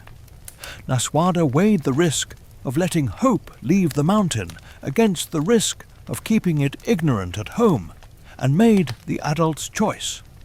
"Go," she said. "Return heavier." Eragon glanced my way. Then the smallest turn of the head, the quiet question we had practiced.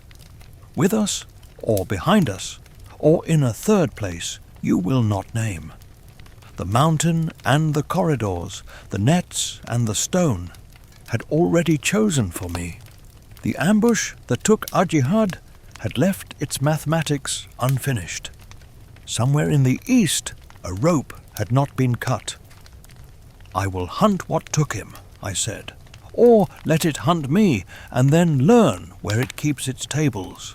I am not proud of the simplicity, but there are hours when the heart insists that straight lines, however unwise, are briefly permissible. Before any of us could move outward, the city required its ordinary." Oric pressed bread into my hand, the crust burnished like a good shield. "Try not to be clever," he said, which in his language means be careful enough to live. A pair of forge masters stopped Saphira to ask whether a new bell's mouth should be wider to sound her pitch. She hummed, and the stone remembered the note. A broom scolded 3 heroes for shedding mud and was obeyed. Even glory has to share the hall. When the hour grew thin enough for partings, Arya walked the stars' field once more. She laid palm to a shard and, in the ancient tongue, promised repair not soon. Not easily, but properly.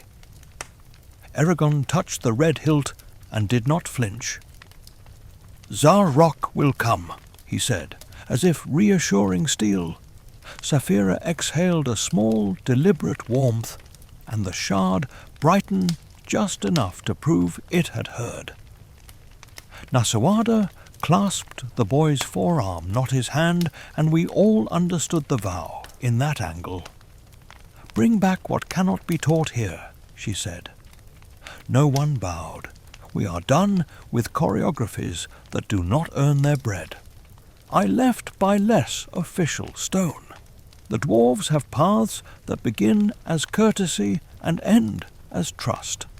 I was given one, with the admonition to send back a truth whenever I could spare it. The corridor carried the smell of iron that prefers work and of oil that prefers honesty. At the last turning before the mountain's lip, Oric grunted and produced a button from his palm, the silly brass one Eragon had stitched to his cuff on the road from Term. "He dropped it in the practice hall," the dwarf said. "Heroes bleed thread too. I put it in my pocket. Even oaths need a joke to keep their knees from locking." Outside, the biors looked newly carved. Snow held to them in thin, serious lines. Far off, a skyhawk practiced the geometry of hunger. I took the step that changes a guest into a traveller and felt the old arithmetic return that pulse of distance underfoot, the sense that choices are being measured by weather even when no one is watching. Behind me, the mountain put my name away in a drawer. Ahead, the east began to practice the colour of trouble. I did not get far before the rope remembered me. It came as absence first. A bird that did not call, wind that forgot to finish its sentence. Then the knot shone plainly, 3 figures where there had been none, a patience that knew my gait, a smell I had been pretending not to know since Gil-id. Nets again. Cheap, quiet, effective. The Urgles who held them moved with the obedience of men hired to drag and not to think. I reached for the old Mether spring and strike, the twice plotted angles, and found my training waiting. I used it. It was almost enough, but almost belongs to other men. Morzan's son was invited to pay a bill his father had written. The world, tidy sometimes, insists on certain receipts. The lines bit, the ground leapt. The sky shrank to the size of a knotted square. I cut 1, cut 2, learned how quickly fingers lose their grammar when blood insists on being literal. A third closed. I fell into the arithmetic of hauled men and flinched only where pride requires. They did not speak, which is another grammar. They carried me east. I left a trail of small resistances, a nicked knot that would later fray, a ridge of scuffed ice, a brass button rolled into a crack at the foot of a juniper.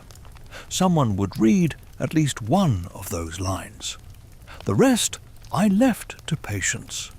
They delivered me in time to a room that had been taught to pretend warmth.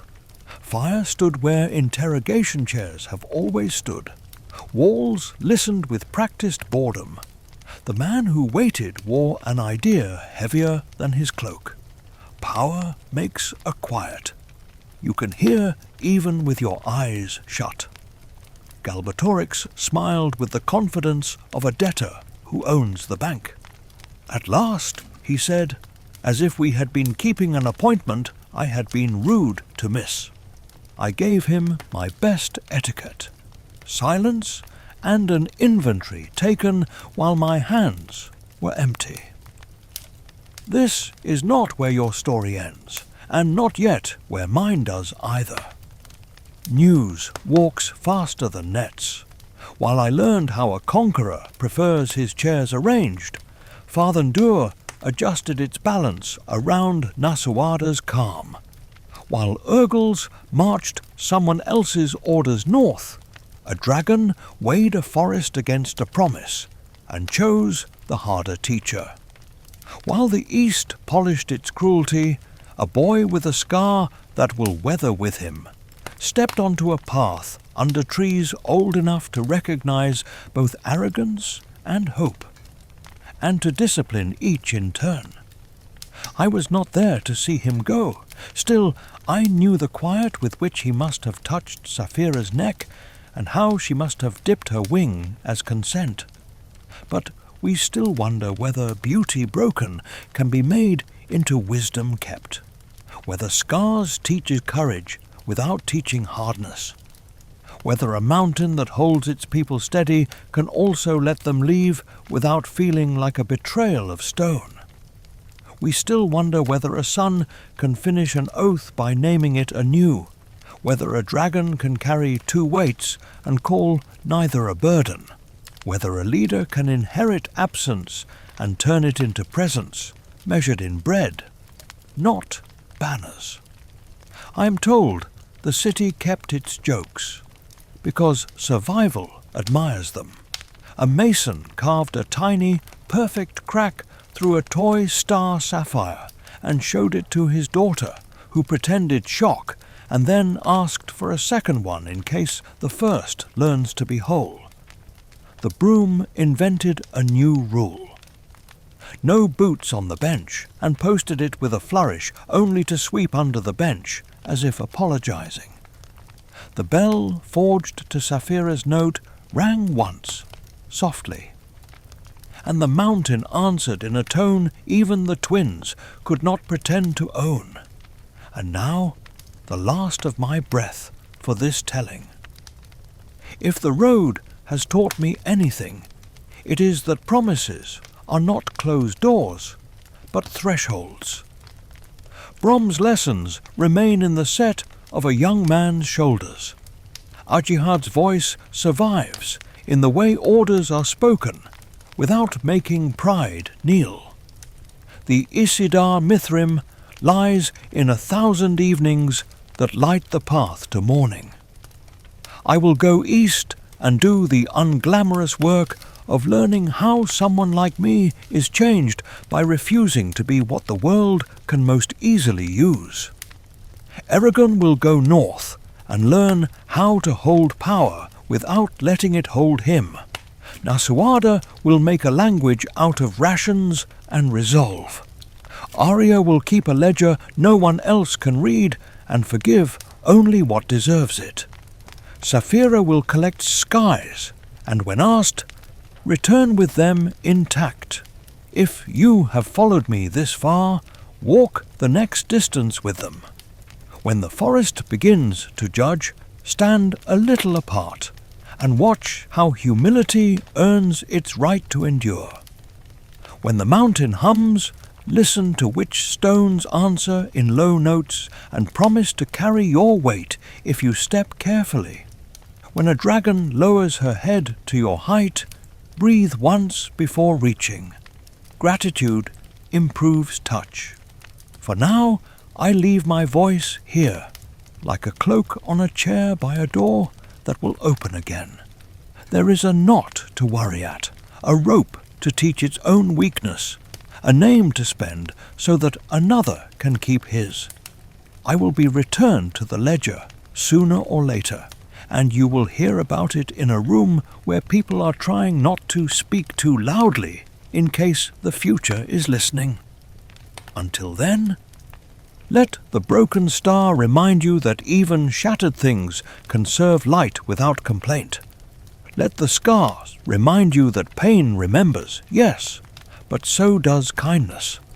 And if, on some ordinary evening, a boy and a dragon cross a ridge and make the air look briefly like a better version of itself, stand still and make room for them to pass.